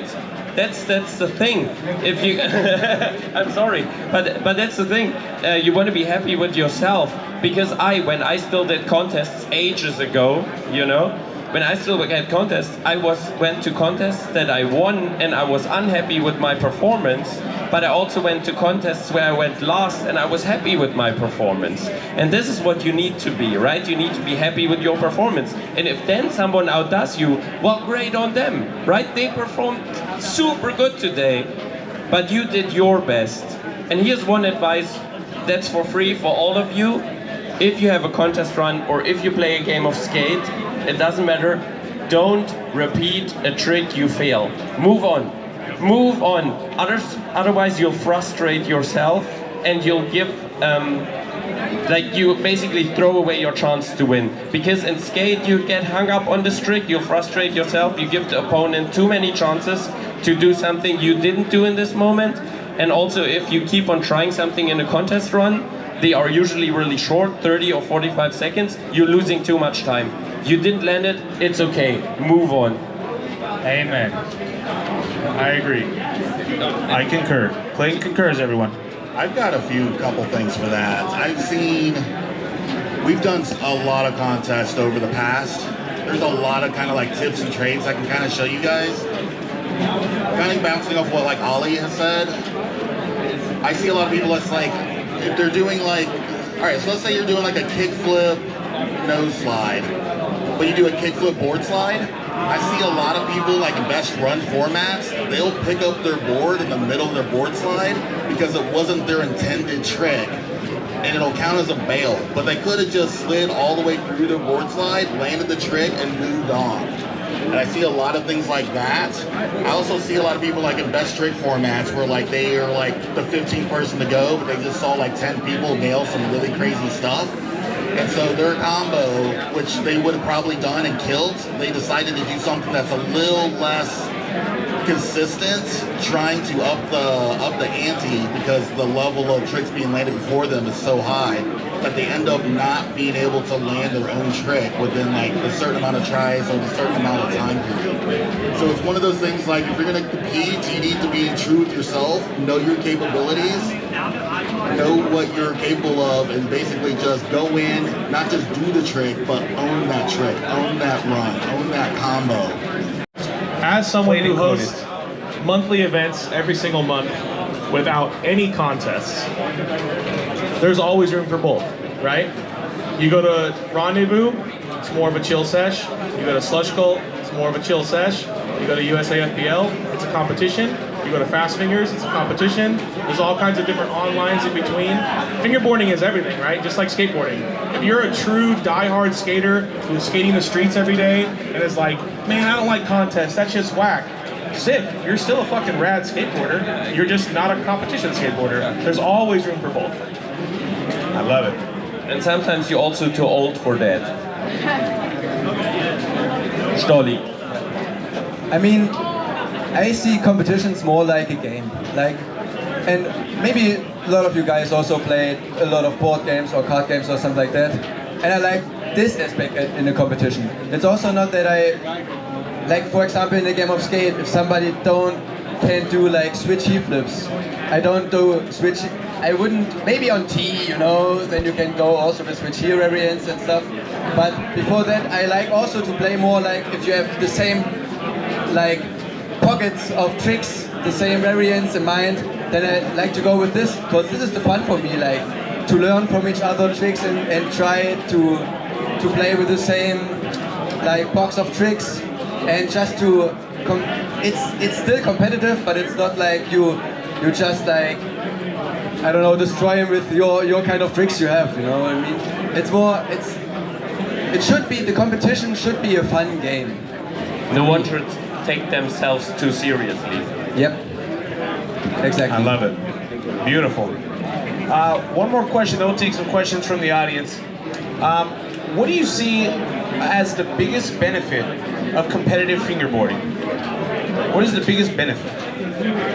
For me, it raises the level, right? Competitive fingerboarding, because you sit at home, you're fingerboarding, you're in your own head, right? You'll do over and over the same stuff. There are days where you'll feel uncreative. You're like, oh, I've done this trick a million times, and you can't really, you're turning circles in your own head. There's no really input, and then you go, already if you go to an event like this, you'll come home and you feel like you're a better fingerboarder because you have seen this trick, you have learned this trick, you get to ask a question. But if it's competitive, and you are competitive, and then you do your best, hopefully, that day, and then maybe it's not enough, and you see what the others are doing, like, oh, that was enough, and then you maybe learn tricks you didn't even think of, or that weren't up your alley, maybe you even felt uncomfortable with them, but you're like, no, but if I want to compete, I have to do that. So overall, it raises the level.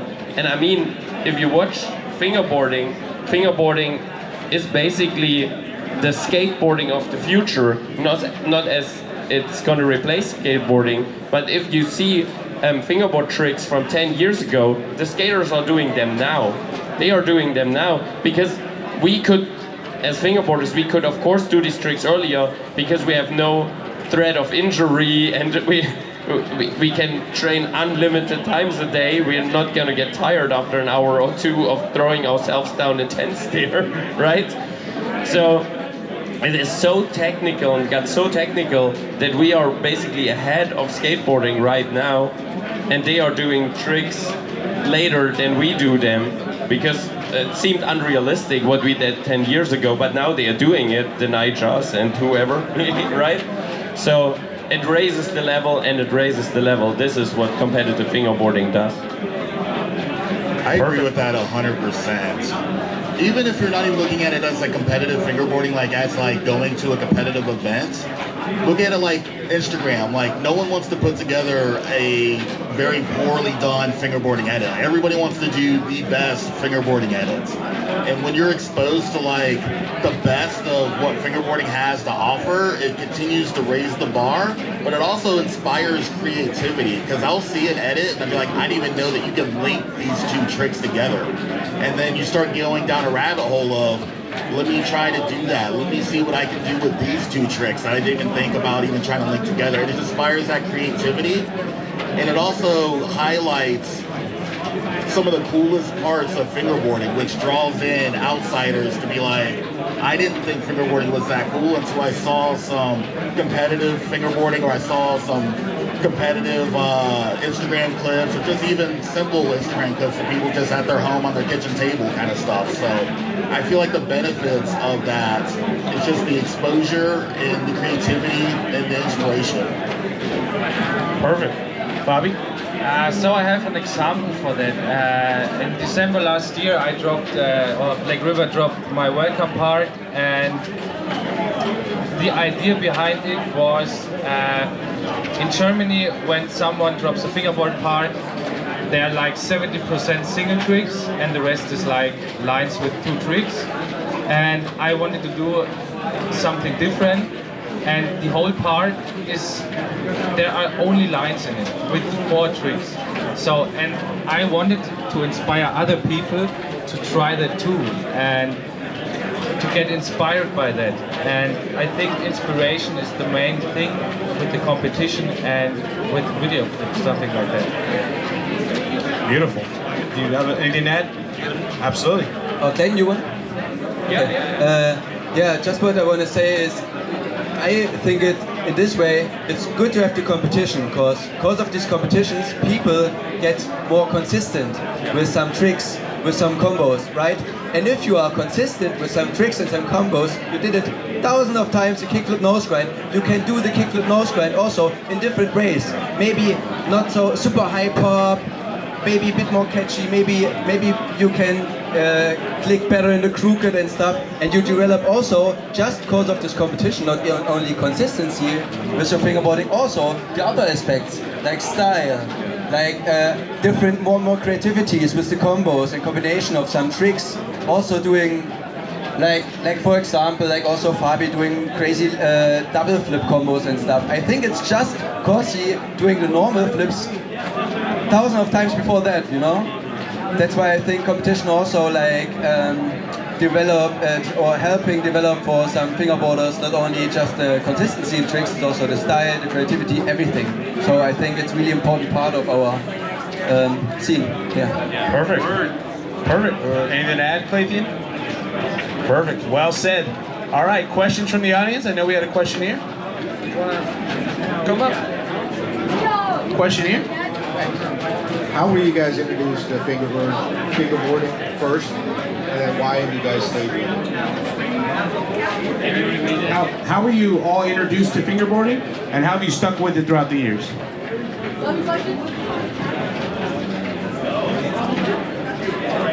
There were like little plastic keychains that we just modded to be fingerboards, and then Tech came out like 2 years later.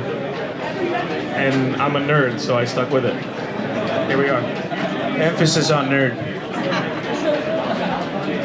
So there's this magazine in Germany, don't know if it exists over here, we call it Mickey Mouse. And it is for very young kids, and it comes with a gimmick every issue. So every issue there was some little toy in it. And there was a fingerboard in it, and then 2 pages of it, how to use it, right? And I was 8 years old, maybe, and I took it out, I read the pages, did not understand what the fuck they are saying, tried it, got frustrated, left it, forgot about it. And then about 4 years later, when I was 12, and I knew that skateboarding is cool, or I discovered that skateboarding is cool, or at least that's my opinion. And then I was like, wait, I have this little skateboard, and I brought it to school. And luckily I have really nerdy friends who then found out what they are talking about and how that works. And so they told me, and then we built cardboard ramps. And then, yes. And now I work for Black River. Perfect segue. I started back in '96. I found, I got my parents to buy me a Mountain Dew promo board. Shout out Mountain Dew. And basically I tried to implement what all the skateboarders were doing back in like mid 90s, early 2000s. That's like peak skateboarding. So I got to ride that wave, got to ride the X Games wave. And by the time I got to high school, I kind of fell off of fingerboarding, and then COVID brought me back, and I came back with a vengeance. Yeah, my fingerboard journey starts a bit later. I think I'll tell the story. He saw a video of me and thought this is the coolest thing I've ever seen. Exactly like that, and I was like, I want to be like him. Nah, just kidding. Even if we're coming from the same region in Germany, that's funny part too. But I started skating with like 15 or something, and I found a little fingerboard in the room actually from my brother, and I asked him if I can just play around with it a bit, and it was out of the same newspaper thingy, like the Mickey Mouse, and I got with a friend. We really stoked to it because we find out that we can flip it up with 2 fingers, and when I did it the first time, it was like, you can really do something with it, and I was, I got never loose from it, and I just found out that in my local skate shop they had like hashtags and also some tuning parts, like the old rip tape packages with the rip tapes and the black bushings in it and stuff, and I was finding some early YouTube videos too. It was about like 2007, 2008, and but I was never thought it's a really big thing or something, and I just playing with like 2 or 3 friends, always just with the hashtags for 2 years,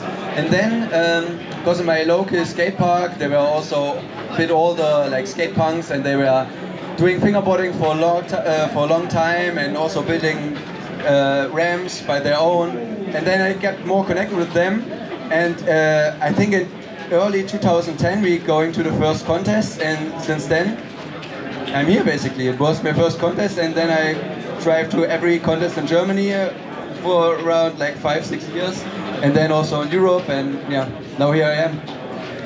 And there you are. Love you, so my fingerboard journey goes like similar as him. I first came in touch with fingerboarding on my cousin's birthday, and 2 days later I got my own hashtags. And in the same shout out your cousin. Yeah, thank you. And in the same year, I have birthday in November. I wished for my first professional fingerboard, and luckily I got it. And after that, I was stuck to it mainly alone because I didn't have friends who had the same passion for it, and I got stuck with it over the time. Thank you so much. This is the end of this panel. The next panel will be taking place in maybe the next... At 2. And it's going to be a Q&A, super fun, super interactive. If y'all want to win some cool prizes, it's on Ollie's dime, so come back. All right, have fun. I'll be here. Meet new people. Go out there and film some homies. Honestly, that's what I do a lot. They're trying to just find perfect, but how much? I'll do a stop. They're bored. I'm just running my curve stickers off like a photo printer. They're a little heavier than normal. They're a little heavier than normal.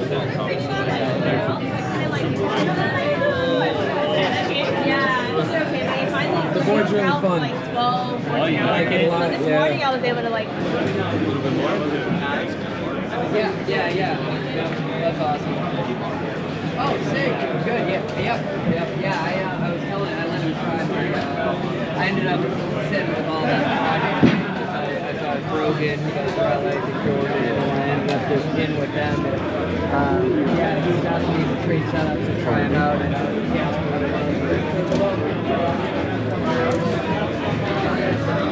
You're wicked.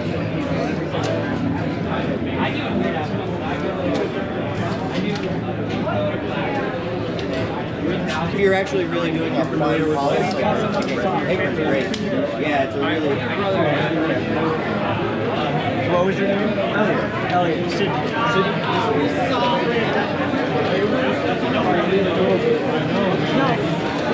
When you slow-mo that, right? That's a hooker. Like, find any good magnets. Nice ones that hold down low. Yeah? Not, yeah. That way, if you do really good decks, it's really good harder.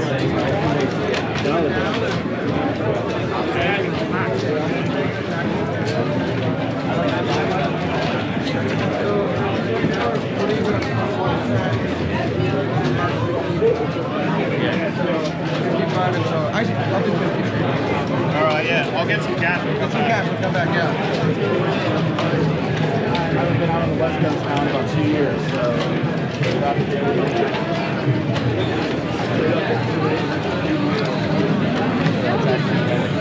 I appreciate you, bro.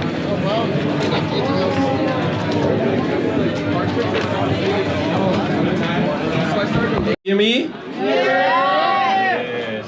All right. So you know we've been doing really cool panels for 3 issues of this Fingerboard convention.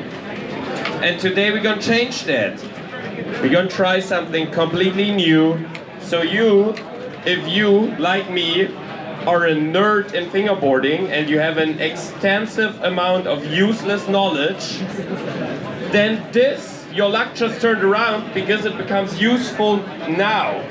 So if you come here, we're gonna ask you some questions, and if you can answer them, you're gonna win prizes. Who doesn't like free stuff? Okay, come here, Clay. Clay, come here. Everyone, okay. Jake is fine. He's at Cracker Barrel. All right. So what it is this is a fingerboard convention quiz. So all of the vendors you've seen here, they have all contributed prizes. Yeah? Each and single one of them. Give it up for all the vendors. So you see, as they slowly set them up, yeah, we'll ask you different questions. We'll have 3 categories, okay? So, category number 1 is questions about the Fingerboard Convention and about the organizers of the Fingerboard Convention, which is 6 Gates, and Slushcall, and Black River. And then we're getting really deep. That's then the second category is questions about fingerboarding in general. Yeah. And then the third category is questions about fingerboarding personalities. Yeah. Okay. We'll have about 30 questions for you, maybe more, depending on how much we're gonna pull out of that bag of prizes. And now, I'll hand it over to your host for today, Christopher FB. Thank you for that. It's Facebook Chris to you, Holly. Thank you. So did Mike. Really? Yeah. Oh man, I love it. All right, we're gonna start diving into these questions. Oh wait. You just don't have to tell them how it works. They raise their hand. Yo, a lot of cool stuff. Yes, and I roll wheels. I gotta win 5. we're gonna start diving into the questions. If you want to win some prizes, if you have a lot of knowledge about fingerboarding, come on over. Come on over. The way we're gonna do it to keep it fair is please do not yell out any answers. If you yell out the answer, you will not win. Someone's gonna hear your answer, raise your hand, and they're gonna win. So do not yell out your answer. Raise your hand, and then Nash is gonna pick who is gonna answer the question. We're gonna do a mixed bag of questions, like Ollie said. It's gonna be about the organizers, it's gonna be about fingerboarding in general, and it's gonna be some really tough, niched-in questions. And we got tons of cool prizes. Shout out to all the sponsors. Wow. We're gonna dive in with question number 1 in regards to Fingerboard Con 4. Who can tell me where that's going? Sorry. Okay, he's asking you a question. What happens next? You raise your hand. We pick someone to answer. If they got it correct, they get a prize. Good. Perfect. Next is gonna pick. We're gonna bring you the prizes. He's asking the questions. Yes. Wait, Fingerboard Con 4? Where's it gonna be at? Is it in Barcelona? It is. It's in Barcelona. Perfect. All right. Nash is gonna hand him a prize. Okay, then. Oh wow. Yeah. You're gonna choose. Here's something good now. You get some rib tape. Yeah. Perfect. Thank you. That's crazy. All right. One of the sponsors for this event is Six Gates. We need to know, when was Six Gates founded? Oh God. No. Raise your hand. Nash, couple hands up. Right here. 2015.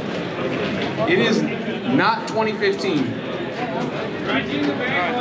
All right, let's get that kid in the white shirt. Not 2014. The homie that's wearing the jacket you can't see. Yes. 23? Not 23. Homie with the glasses. 2022. Not 22. Right here. 19. Not 19. We're cutting them off. Pyro beanie. Not 21. 2020. Not 2020. Oh God. Is it 2021? It is not 2021. Homie with a hat. 2017. There you go.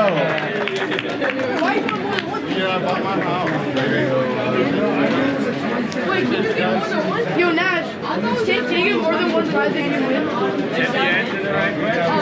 Right. Sticking with the sponsors, we have Slush Cult. If you haven't checked out the Slush Cult booth, definitely do so. Shout out Slush God. We need to know, when was Slush Cult founded? What year? Hands up. Wait. Go ahead, man. 2013. Not 2013. See, it's in your pod. What? It's in your right pod. there, Fatty. I'm gonna say 2015. Not 2015. Little kid behind him.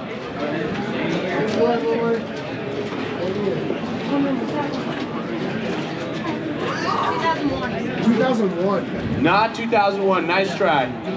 What happened in 2001 that was monumental to America?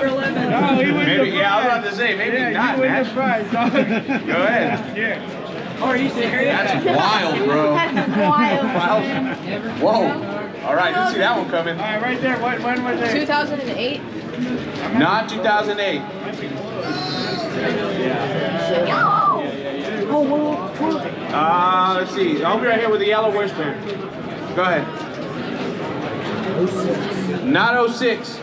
Come on, well, maybe someone needs to run and ask Slush God. Hey, right All over right. there. 2012. He's got it. Right here. Hey. Yeah. Let's go. Nash, that was the coolest thing I've ever seen in my life.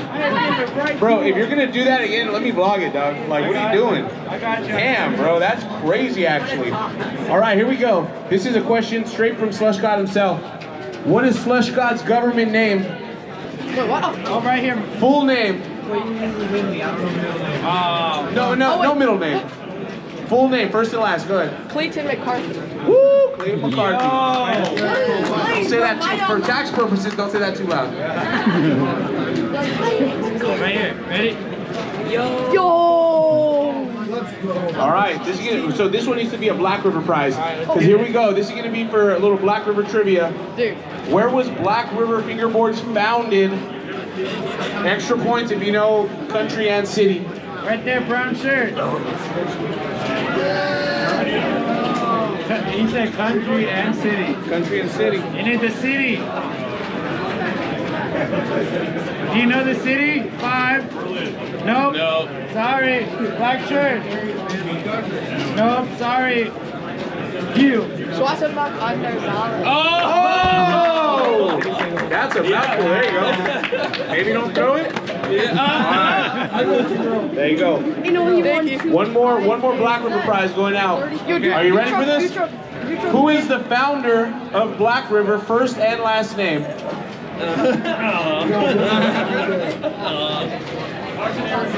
Yo! Let's go! You got this? Go, get back there. Stay back. Get back there. Stay back. Stay back. I really hope I make this. Right here. Yeah! All right. Yeah, that was awesome. Just wait till All we right. throw the loft lid. We're gonna mix it up. We're mixing it up. Yeah, the loft ledge is gonna be crazy. This is a general fingerboarding question. All right, don't overthink it. What do you call the slight curve running along the sides of a fingerboard deck? Wait, what? Oh. Okay. I haven't picked you yet. Right there. Hey! You got it? You're gonna get a fingerboard. Here you go. If you catch a prize with your teeth, you'll get another prize. Oh, yeah. I got big Maybe not, don't do it. I'm so happy. All right, sticking with Black River. What was the first official Black River obstacle ever made?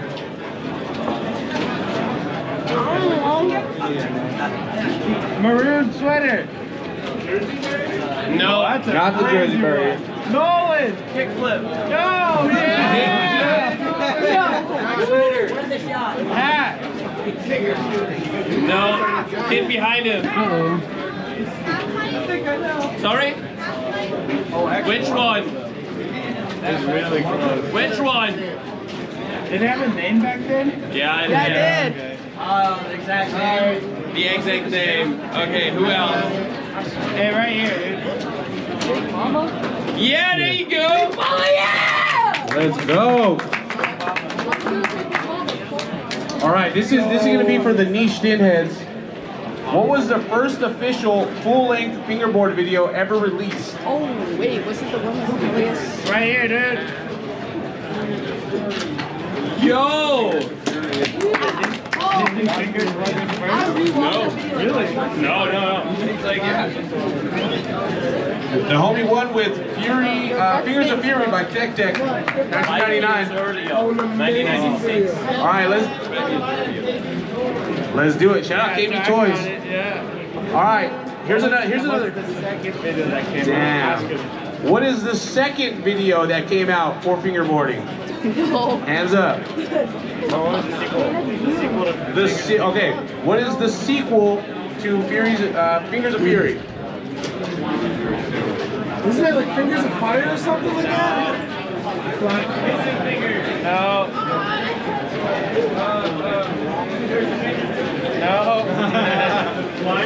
He wins.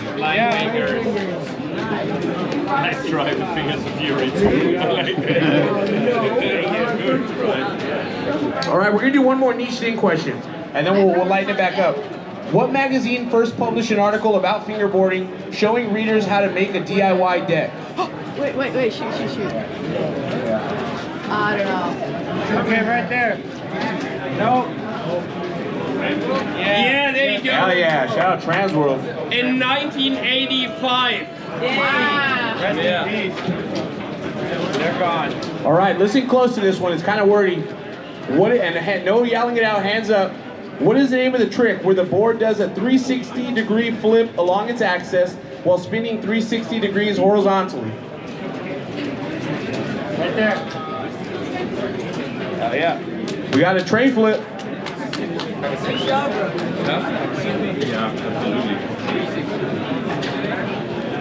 All right. This is Ollie's favorite question here. This is for a real niche thing as well. I get to pick We got Jake in the house. All right. Who was named the next big thing in skateboarding by Red Bull for his fingerboarding skills? Wait. Oh, wait. I don't know. I don't know who that is. You. Correct. Mike Schneider. Oh, man. What name was it released on? I thought it was David Jones. There you go. That's really good. You knew that. Here's a little bit of a mix-up. Here's a Disney question. What recent Disney Pixar movie shows a kid fingerboarding in class? Wait. Can I answer that one? Disney Pixar, fingerboarding in class. Wait. I forgot what it was. No. You know what? You? Toy Story. No. Wait. I know the Toys answer. in the I've name, seen it. man. I've seen it. It's a great movie. It's a good movie. It's a great movie. Oh, recent I memory. forgot the name. It's the You got it! Wow! Got it? Turning red. Hell yeah. No, it's turning red. All right, this is a very niched-in influencer question. Who landed a kickflip off the trunk of a platinum recording artist Lamborghini? Hit in the Aussie shirt. Yeah. The answer is Jake PFB. Go ahead. Oh, yeah. It was Take God's Lambo.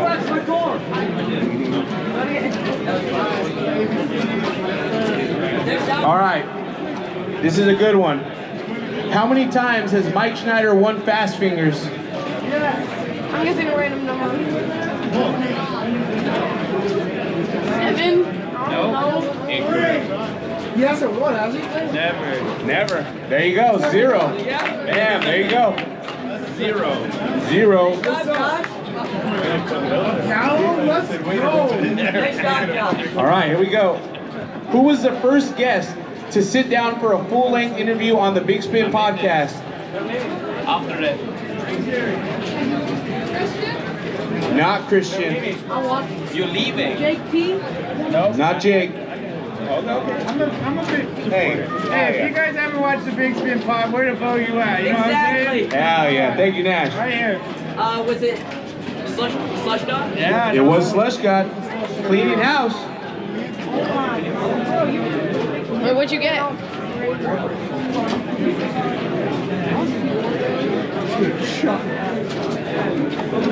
All right, here we go. Here's a fun one. What is the Hooligan Ollie? What is his favorite drink? Wait, what's he drinking? Yeah! No way. What is Damn, that? with the So unique. Nick, I'm gonna have to sesh that with you later, big dog. That's crazy, dog. All right, here we go. What was the first ever fingerboard video game? Wait, fingerboard video game. Oh, no, I don't know. Okay. Oh. I haven't called you yet. I don't know the names, but it was the game where there was rollerblades, skateboards, bikes, and something else. I can't think of the name off the top of my head. Oh. And then fingerboarding? I had that game. Fingerboarding. Yeah, no. Fingerboarding. Sorry. Let me go with you. No, I'm sorry, buddy. How about you in the hat? No, right there. Nah, dude. No. Oh, wait. Pyro. I don't know the name. Text that game for the Game Boy? Yes! That's the answer. It's the Tech Deck game, 2001. Wow. All right, here we go. We need. This is for all the Black River heads. Who is the most recent pro rider for Black River fingerboards as of 2025 or 2024? Most recent. Adrian? He's pro? According to the boss. I mean, Ollie would be the last person I know of. Ollie had the last model come out. The hooligan grabbing someone. From Berlin. What? This guy isn't pro. With the wristband. There. Bobby, let's go. Shout out Bobby. When does model come out? Huh? When does model? Oh yeah, he talked about how it's Oh yeah, he was getting All right, here's another one. Here's another one for the all heads. Which professional skateboarder famously used a fingerboard to help invent new fingerboard tricks? Sorry? Yeah. Bucket hat. Bring it back. No. Maroon. Yeah. Rodney Mullen. Hey, in the back. Ready? Hey, I got you. Oh, wait.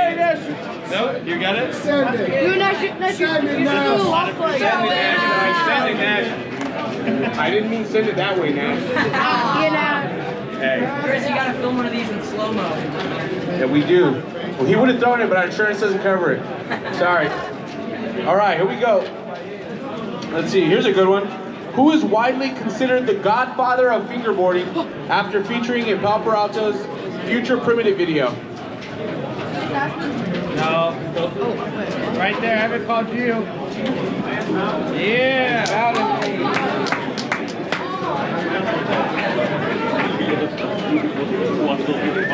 That's crazy. That's crazy. Which 2000s TV show featured a flat-faced fingerboard in an episode? Back there. You. Yeah. Yes. House. Right here, big dog. There you go, Sean. Nash, did you draft it? Because I know they did one of those. You like it? No, it was way before it. Oh, okay. Oh, the first one. Yeah. All right. What year did McDonald's first introduce fingerboards as Happy Meal toys? Nate.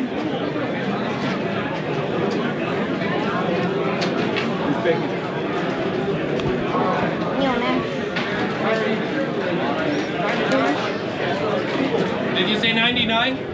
No. Right there. You and yeah. No. Not 2004. Cool. Yeah. Okay. No. That's cool. Is it 05? No. 2000. It is the year 2000. Who has won Fast Fingers more times than anyone else? Wait. Oh. I want you. I haven't called you yet. No. Close. He's close. No, he's not. He's got 2. He's close. Ramon has 1. He has 2. Don't discount the online. It's the same title. No, we were it's in not. the pandemic. It's not the same title. I'm organizing it. I know. Thank you. Nope. Nope. Dildo's never won, dude. What? We don't count that one. Stolly won. Same thing. God damn. Those are fighting words. It's not Yellow Hopes, is it? No. No.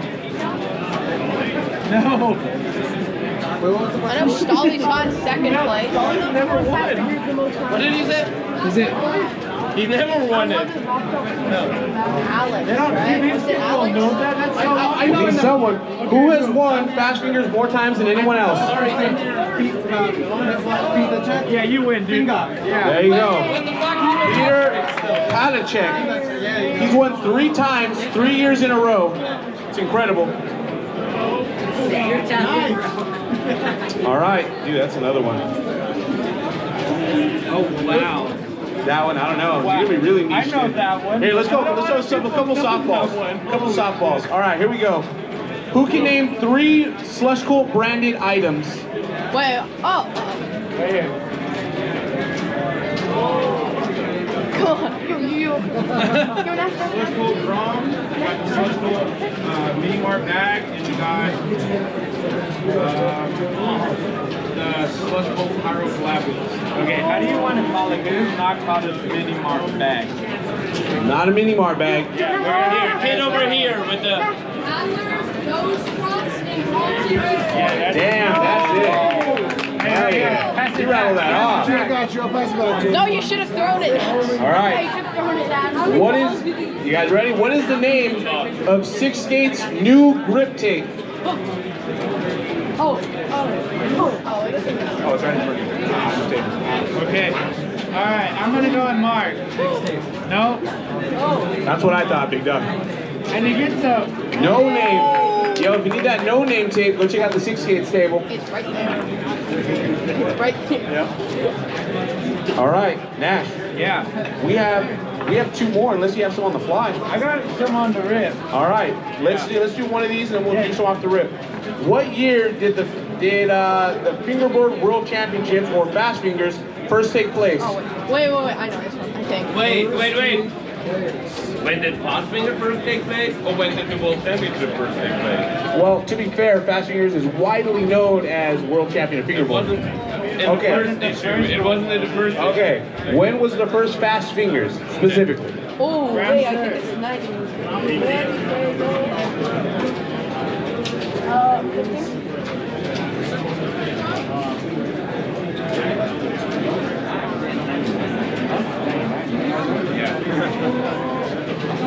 Here, you. Sorry? I didn't understand. 2013. No. You. Wait, now. Yeah. Okay, make sure. Yeah, it is. I'm making sure, because now you got me focused on you. Oh. Right here, you haven't been 2006? No. Sorry, man. Right there, blue. Blue. You can't pass the question. You got it. No. You. So close. No. Purple. Purple. No. Black. Yeah. 99. Come get yourself your prize. No, the pyro. Yeah. I need you. Dude, want to just off the rip? That one got to be the finisher. Yeah. That one's got to be the finisher. All right, a couple questions off the rip from Nash. All right, guys. Let's see how good my fingerboard history is. Which fingerboarder did the first 900 ever? Black shirt. Wait, what? That's crazy work What for that one. fingerboarder? Yeah. I don't know. White shirt. Tony Hawk. Oh, he gets it. Tiny Hawk. Hey, you're gonna win this cool Burger King hat. Hell yeah. Because Tiny would wear that. Dude, the Burger King hat's crazy. That one was crazy. I said Tony Hawk. I didn't know Tiny. Where should we go? American or German? German. You Americans, they didn't know nothing. The hardest one is the German one. Yeah, that's a really hard. That's a really hard one. That's We're very here for a while. specific. Okay. Wait. This prize goes to who raises the hand fastest. That's crazy work. Okay, now you go. Why not? I love it. Yo, this right here, a complete, to go to this question. Yeah, for real. That's Okay. Yeah. I gotta lock in. That's crazy. Yeah, I gotta lock in. Let's do it. All right, come on, keep it going. Let's go. All right. Who knows the name of the trick where you go into lip slide and your board wraps around the rail all the way and you catch it and you land? I have no clue what the name is. Bottle flip. Is it like a Martin Winkler did that? Spin or something like that? A Winkler spin or something? Not a Winkler spin. Torny. That's it. Here you go, dude. Yeah, that's OG. That's OG. I know that. Yeah. Okay. We love you. Who's the most famous person sitting here answering questions? Wait, what? Christian. Yo, pass me. Yo, Tricky. It's Fred. Is it Jake? Oh. Jake's not answering questions. So it would have been Christian then. No, it's not Christian. Clearly not Christian. Fine Cunningham. No. This is crazy work. Is there anyone we didn't have yet? No, they all answered questions already, right? Oh, I got it. Okay, wait, you. Yeah. Yes. Damn, Just throw it. Eat it.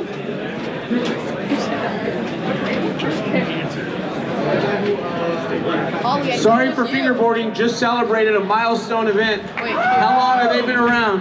Hands up. I think it's like 12 years. I don't remember. 11 years. 11 years of sorry for fingerboarding. Thank you. All right. What do we got, Nash? All right, keeping it with the sponsors. Okay, here we go. What's the longest episode of the Big Spin Pod? Wait. I know this one. I think it was in what? No, it's not. Flies. Flies that hasn't come out yet. No, not Flies. Okay. It's What you just right here? Yours. Mine? Yes. No shit. 2 hours. Oh yeah, I didn't even know that. Yeah, I'll do it. And that's only part one as well. All right. Who knows Vito's famous catchphrase for whenever he starts a live on Instagram? Oh no. You gotta say it. You gotta scream it out when we call it. Wait, hold on. Who knows his famous catchphrase? And you gotta say it loud if we call on you. The homie in the white shirt. Hey, it's Vito from Six Yeah, baby! It's Vito from Six Games, baby! All right, go ahead. Today it's Vito from fbcon. It is Vito from fbcon. Okay, this is for all you fingerboard heads. Sorry, lore. Real skateboarding. Which professional skateboarder was featured in the Fingerboard Barracks video? Oh my. Wait. Your hand was up first.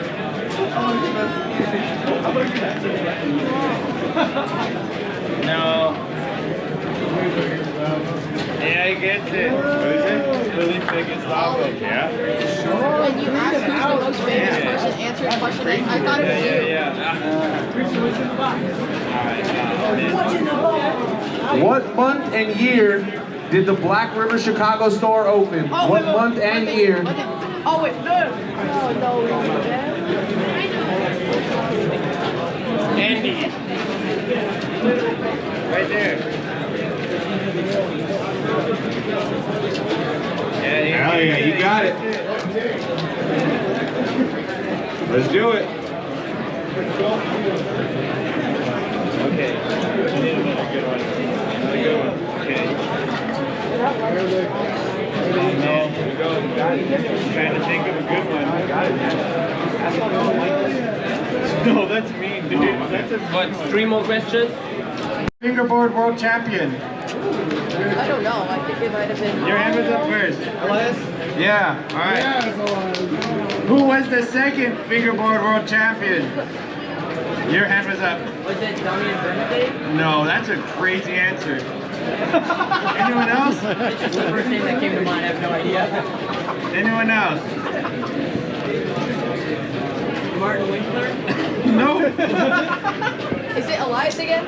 No, it's not. I'm just naming them. No, Nico's never won. Was it Aaron Burger? No. No? No. He's organizing it. He never participated in Who the is first the place. second fingerboard world champion in the scene? That's a nugget. It's Timo Kranz. Oh, Stalin! Gets herself a center rail!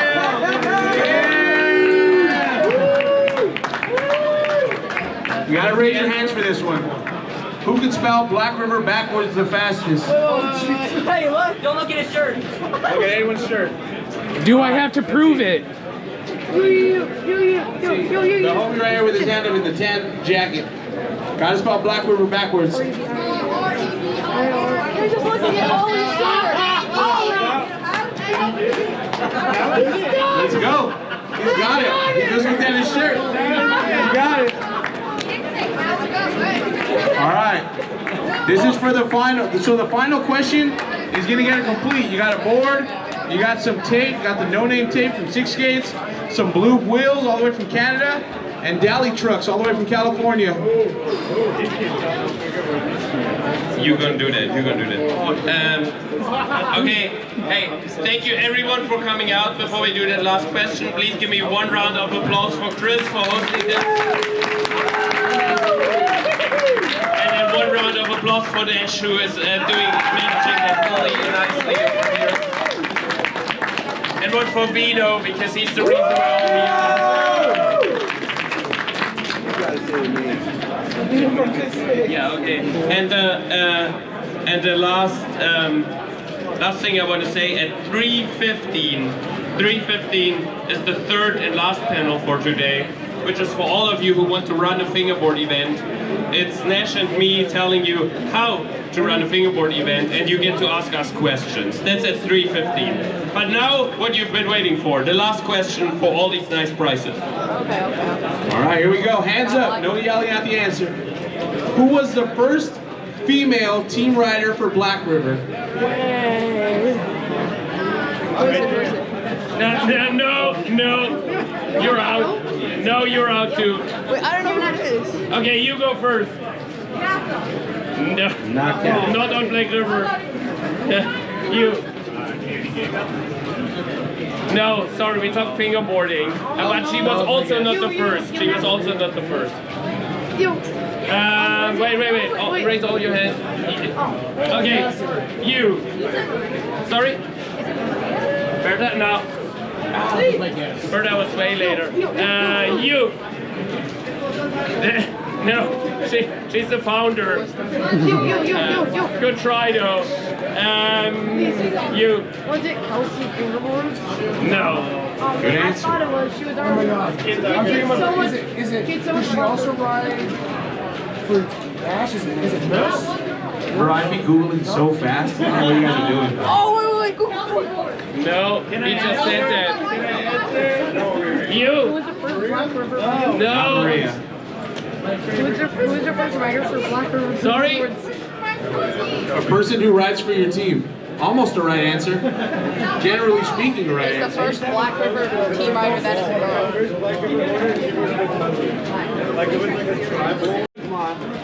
Who was the first female team rider for Black River? For a complete, let's go. Wow. Who is the first female team rider from Black River? No. Plus we had that answer already. Someone didn't get it. It's so John, where's John? No. Someone got to get it, or the board is going to Nash. Okay. No. No. All right. He's not showing up. Seems like we need a new question. Yeah. What's up, big dog? Seems like we... What is the answer? What's your answer? No. Not Berta. Dustin was answered already. Buck boards. All right, here we go. We got Ollie the Hooligan. Martin's right-hand man for Black River. And we got left hand. I thought you were the left-hand man for Black River. Ollie the fingerboarding hooligan. We have the one and only Nash from Sorry for Fingerboarding. At the end of the panel, if you have any questions, we'll get started with some questions at the end. All right, question number 1 from Nash and for the hooligan. When starting to plan a fingerboard event, what is the first thing you prioritize? Location, sponsors, or the schedule, and why? All right, so if I was answering Chris's question on all of those topics, the first things I would check is do it where it matters to you the most. That's your location. Make sure you know your scene. Make sure you know what's going to be convenient for yourself and for the people traveling there. And please check your dates, because as much as we can travel around the world, we don't need 7 fingerboard contests on the same weekend in the same 30-mile radius. I don't know how that looks in the rest of the world, but in my time in Southern California, it happened a lot. Just because you put .facebook at the end of your username does not mean you're an event or a person of interest. So, be smart and be wise. After checking your date, checking your location, check with your city, because you will need to pull permits, because no one likes to have the police come to the event. And with first-hand experience with Mike Schneider and Black River and myself, we all got in trouble in Venice Beach. So please be smart, be courteous, look out for your fellow fingerboarder, look out for yourself, and let's hear Ollie's take on the other side of the pond. I basically agree 100%. I just want to add one more thing, which maybe, I don't know, it may be too big, thought too big. It's coming from a perspective of organizing fast fingers. What you also have to think of is that if you want really, I don't know, prominent sponsors, like really big sponsors, not talking within the fingerboard scene, but outside of it, yeah, like Danny's, a lot of these big corporations, they plan their budget at least 1 year ahead. So this is something to take into consideration. You need to find a date far in the future and a place far in the future, and then you can go to these big corporations. And also, now going back to a non-huge corporation, to us, to Black River, that's also, if you want Black River sponsoring and you're outside of Europe, which you guys are at the moment, Also, please ask 3 months in advance for us to ship the stuff. Give us sufficient time to ship the stuff, because you don't know how many questions we get where it is like, hey, do you want to sponsor my event? It's next week in China. And then we're like, yes, would be cool, but we can not do magic yet, so there's no way of us getting the stuff out to you within a week. Yeah, we can't do magic yet. I love that. Not quite yet. So, you know, Ollie has a great point. You know, and when you're asking for sponsors, be considerate. Like, what are you doing for that sponsor? Are you promoting them? Is there a weekly post? Is there every person that takes home a prize posted in the store? You know, show appreciation to that sponsor, because they're giving you product that they either spent money on or built with their own hands and took their time. You know, give a shout out. Make sure that love for the scene stays in an everlasting circle, because the scene's what's going to support and carry you. You know, I have been here 15 years doing events. My first event had 2 people. 2 people came. Years went by. We partnered with Black River. We tried to do a real punk approach, and it was stupid. You can hear about that in the Big Spin Pod. But we had over 100 people show up on that first revamp. You know, just be courteous and give back to the community. You don't need to pad your pockets. Just break even and be happy you did it. Hell yeah. That actually covered question 1 and 2. So thank you for that, gentlemen. A lot of information. You're man. welcome. Love that. German efficiency. Love that. All right. On the day of an event, what are some key tasks to ensure everything runs smoothly? How do you delegate responsibilities and manage your time? Can I go first? Yeah. First of all, if you're the main organizer of the event, it is really important that you have 0 tasks for the event day. That is the most important thing. You are the main man at the event. Everything needs to be delegated by now.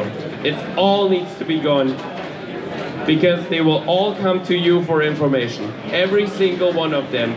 It's as a participant, if it's someone helping you out, you know, if it's a sponsor, if anyone you can think of will now have questions, and they all know you're the person in charge, and they'll find you. So it's the most important thing for you to have 0 tasks the moment that event starts. They all need to be delegated by now. Yeah, and if you think Ollie's joking, he's not. You know, I've been here all over the world helping with these events, doing my own events. You are gonna wear 100 hats at your own event. So if you have a team or you have family that's willing to help, have about 8 or 9 of them, because you're gonna need it. Because someone's gonna walk in and said, the contest is supposed to start. What do we do? X, Y, Z. The raffle's in 20 minutes. What time did this guy get here? Where's this person? Like, you will wear 100 hats that day that you need to have a clear plate. You should have had your stuff organized the week before. Even if it happens the night before, just go into your event on a clean slate. And make sure you have water, make sure you have food, and make sure you get drunk before the event starts, so your energy level at 10:30 in the morning is through the roof, and the energy of the hooligans lasts all 24 hours. We love it. We love the energy of the hooligan. All right, for the young fingerboarders in the room who may have not been to their first fingerboard event, or maybe this is their first fingerboard event, it can be a little intimidating at first to think about going to a fingerboard event. What would you say to a young fingerboarder or someone who's relatively new to fingerboard events? How would you encourage them to get out there and enjoy themselves? So my advice to the young crowd out there, you know, is don't be afraid. Let's get off of our shiny screen, the cell phone in your hand. It's always easy to hide in the comfort of your home.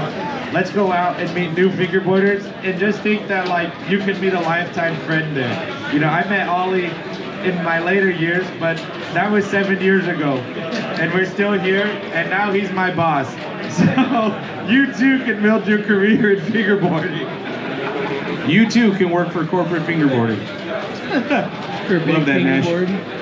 What is the biggest? Sorry, go ahead. Sorry, sorry, I want to answer that as well. And don't put pressure on yourself. don't put pressure on yourself. If you are going the first time to an event and you're nervous about it, just remind yourself there is nothing that you have to force yourself to. You go there, you check it out. If it's too much for you, after an hour or two, you leave. If you don't want to try the competition, you don't. You know, it's like no spotlight needs to be on you. You just go, you feel it in, like as if you dip your toe in the water to check the temperature. And then you go and then you see from there. There's no pressure. You can come, you can leave, you don't need to compete, you don't need to do anything outstanding or crazy. Maybe you don't even talk to anyone, you know, you just go at a table, you fingerboard a little bit, see how it feels, maybe there's a cool spot you like, and everything else will come naturally. So, don't be afraid. Perfect. For all those out there who are interested in starting their own fingerboard event or hosting their own event, but feel like they might not have the tools to get an event going, can you speak a little bit about what are some of the more basic tools you need in order to get your first event off the ground?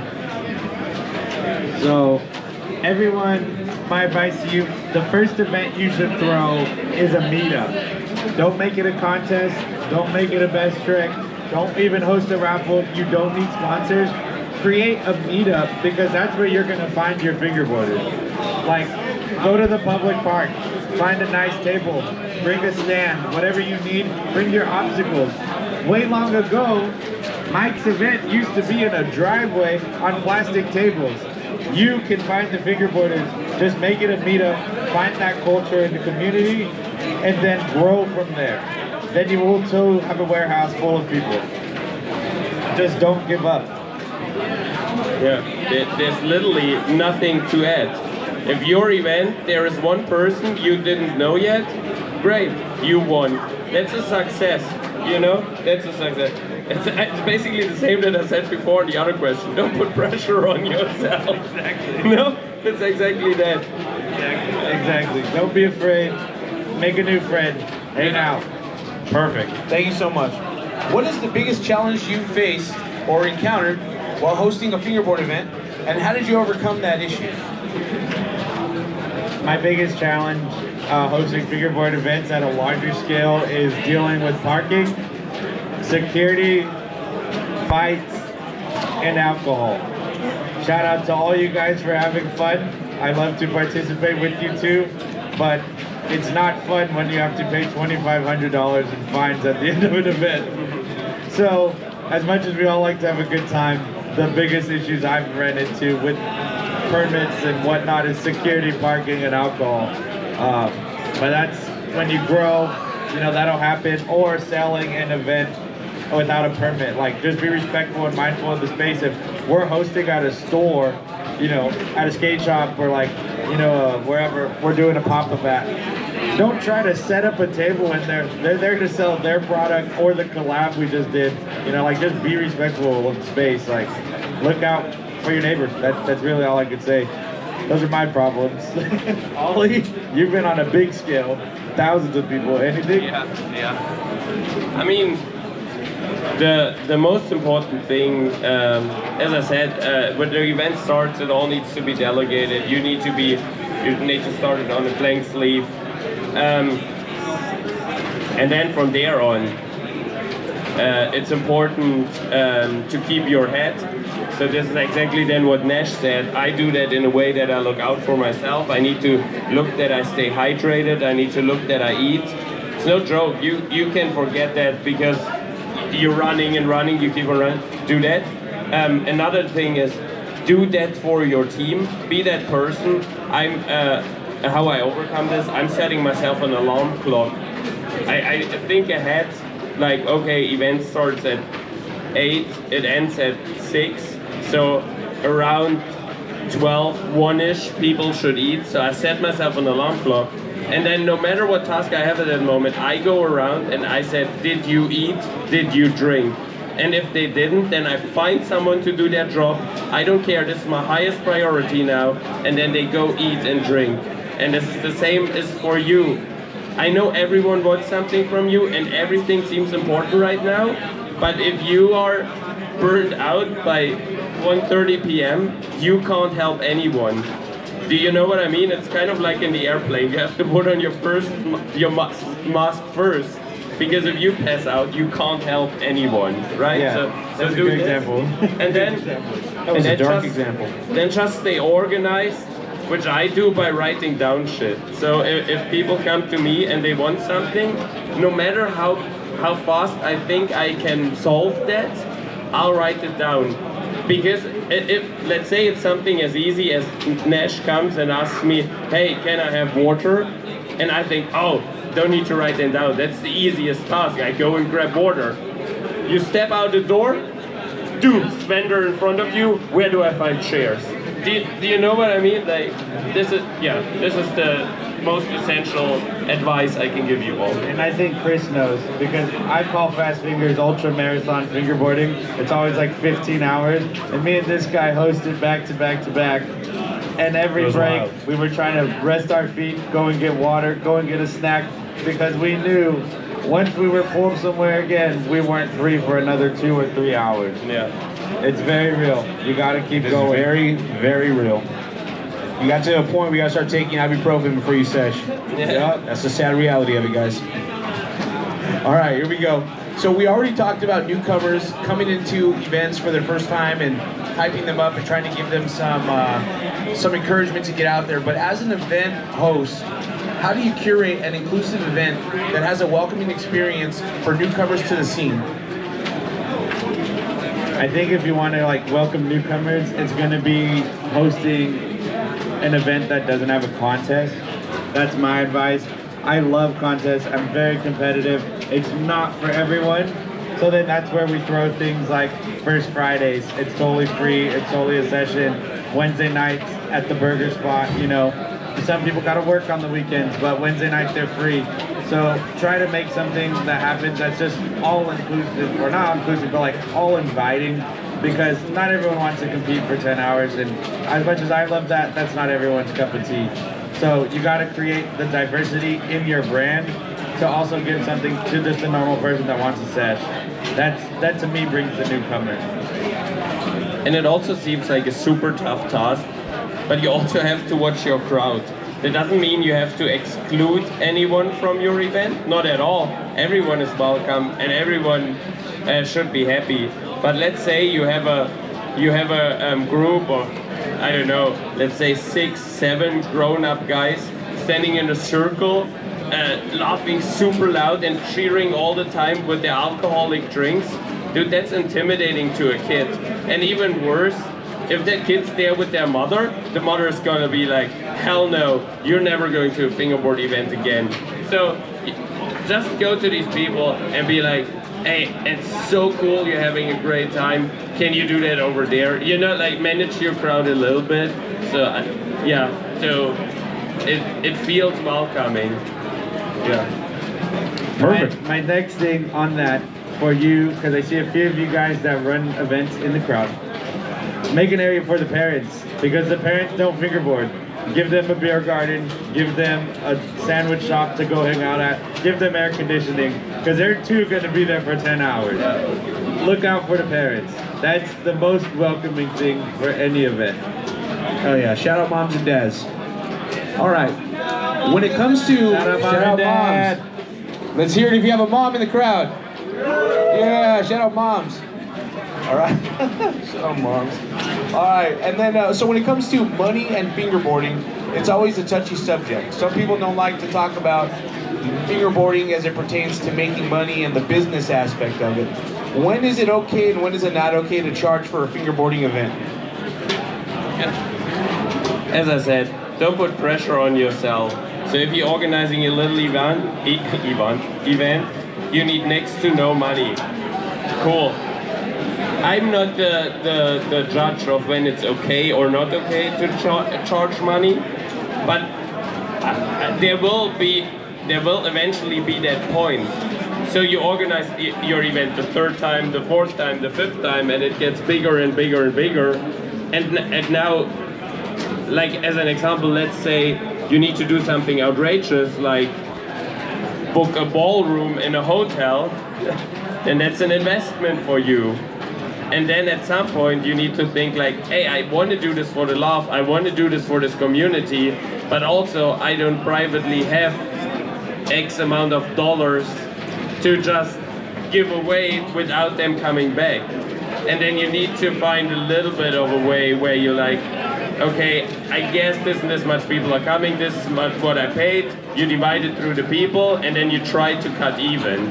And just put a little bit on top to be sure that you cut even. And if you're the lucky one who makes a profit, then just add something to your event. No, just take that money and buy a park or anything. If you're the lucky one to not break even, then why don't invest in your event? That makes it bigger and better and cooler. Yeah. Perfect answer. Perfect. Last question here for you. After the event ends, what kind of information or feedback do you look to make sure that the next event you plan is even better than the last? The feedback I look out for is what fines am I paying and what fines am I not paying. That's my biggest feedback. The next thing I look at is what does the community want? How many people competed in the best line? How many people competed in the best trick? Did someone say, you're doing this for profit, but you just gave out $4,000 in cash for tricks? What is actually going on? See what the scene wants. Do they just want to hang out? Do they want a contest? Look for that. Be genuine with your audience and make the next event better. Like, because they are not trying to shine in front of someone at the moment, they just do themselves smiling. And then if it comes to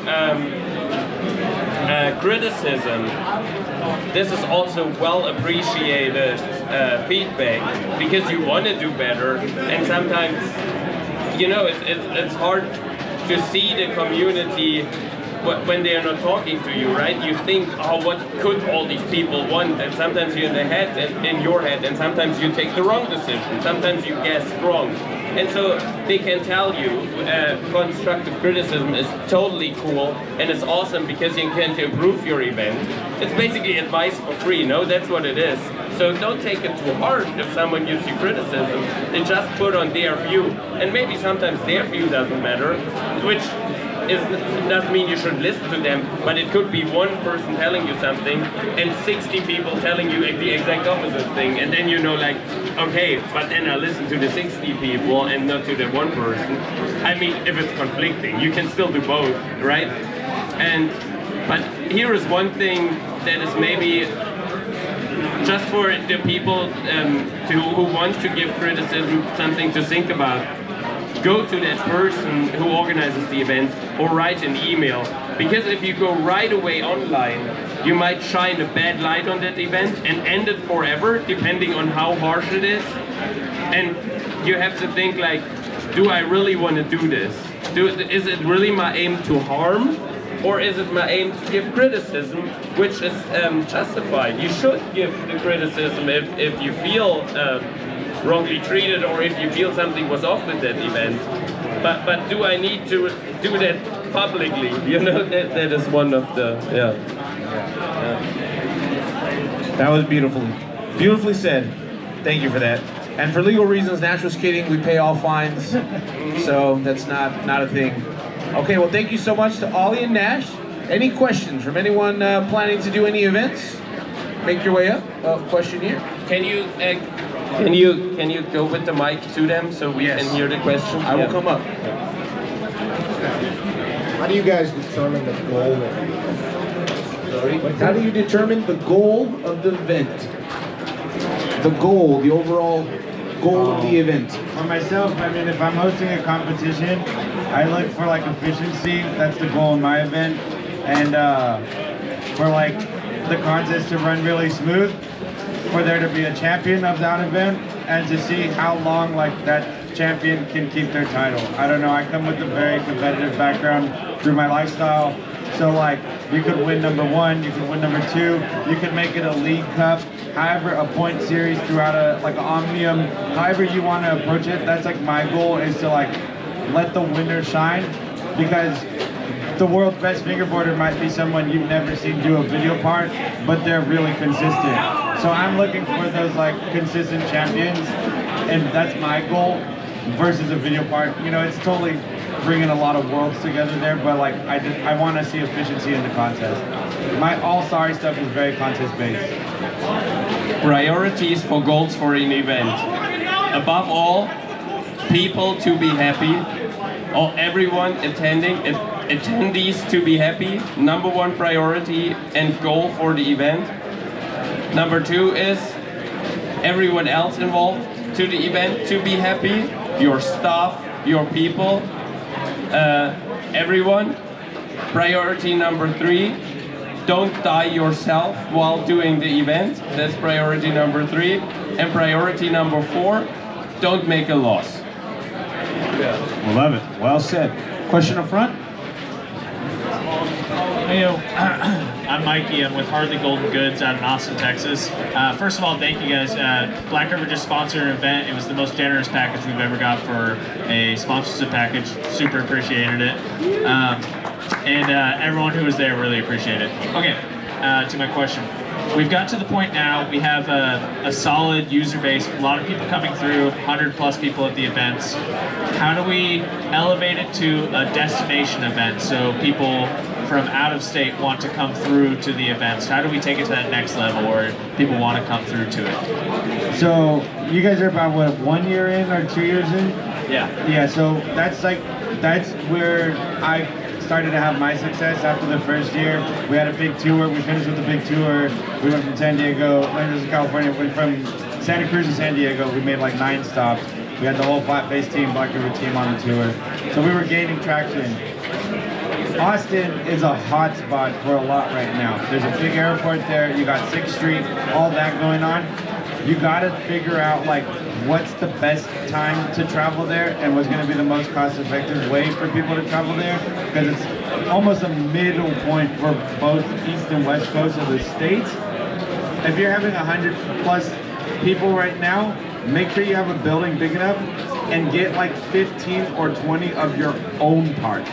Don't rely on the scene too much, because that's what's going to leave you on the upper hand of your event, is being able to provide for the scene by yourself and then get the help from everyone else. Because at the end of the day, if XYZ sponsor breaks their leg or crashes their car, they're not showing up to your event. You have 106 people wanting a fingerboard, and maybe that person had 5 parts that aren't showing up. And get a door. I don't know if your event's outside. The only way you're going to be able to contain more, like when I started going to 500+ numbers at our event, we need a door. We had an 8,000 square foot building. Cover your event. Then you want, so that's quality coverage. Then you want quantity coverage. The more is found about your event, the more it creates the urge of people to go, because they have FOMO, right? If they open their Instagram and they're like, this person was there, I need to be there, apparently that's the place to be, you know? So quality, then quantity coverage. And then, there's a lot of fingerboarders don't ever think about that. Have your local media cover that. Reach out to them. They're always looking for stories. And fingerboarding, that's a great story to them. They have never heard about it. They're like, what? 100 people for a thing I've never heard about? They'll be so thankful. Just make a press release email. It's nothing fancy. Just a little text. ChatGPT can do that for you. You know, no problem. Like with a little graphic, look up your most local media, send an email around. Don't even need to look up big contacts, you know, just say, hey, dear sir or madam, here you go, send it out. And you'll be surprised how many of them contact you back and be like, what are you doing? How many people? That's so cool. That's interesting content for my website, because that's all the media wants. They just want to sell stories. And fingerboarding, believe me, it's quite often a story worth selling. Yeah, I mean, Ollie's totally right. I found fingerboarding at the professional level on TV on Attack of the Show. Yeah. Right? That's where I saw it. So imagine, you know, another kid might be watching the news with his parents, loves tech decks, never seen this level of fingerboarding. Yeah. He might discover, she might discover it there, right? Reach out for that. If you guys, like Ollie said, make any more extra profit at the event, you know, don't be afraid to reach out to Facebook. Don't be afraid to reach out to Black River Chicago. Don't be afraid to reach out to Sorry. We're all here in the States, able and willing to go to Texas. I mean, I brought a park in a suitcase to Good Vibes. You know, whatever it takes, you just got to reach out the right way. I have that park now. You own that park now? Yeah. The one for the suitcase? Hell yeah. I'm super stoked on that. Orange Rail one, right? Yeah. Yeah. Catch and Tricks, Texas, 2021 or when was that? Before COVID. I don't even Yeah, know. that was a 5-year event. That was fun. Yeah. Thank you. Thank you guys. Perfect. Great question. Any other questions from the crowd? Oh, yeah. Vito, I saw you putting your hand up. You sure? I saw you put your hand up. Levon? No, no questions? Question? Question? Going once, going twice? The last question is, Ollie or Nash, who's gonna buy me wings? Because I'm hungry. Ollie, because they're named after him. There you go. And you can put it on the company card. Thank you, Ollie. Ollie. The Black River Company card. Thank you guys so much.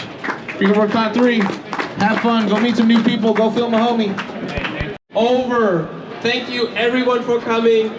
You're the greatest community. Now please go home. This is the line to get tattooed. Yep. No. No, you're yes, already in actually, line. I am. I'm gonna get a TC Jean tattoo on my back. Full back piece. Yeah, I'm gonna get it. Hey, how's it going?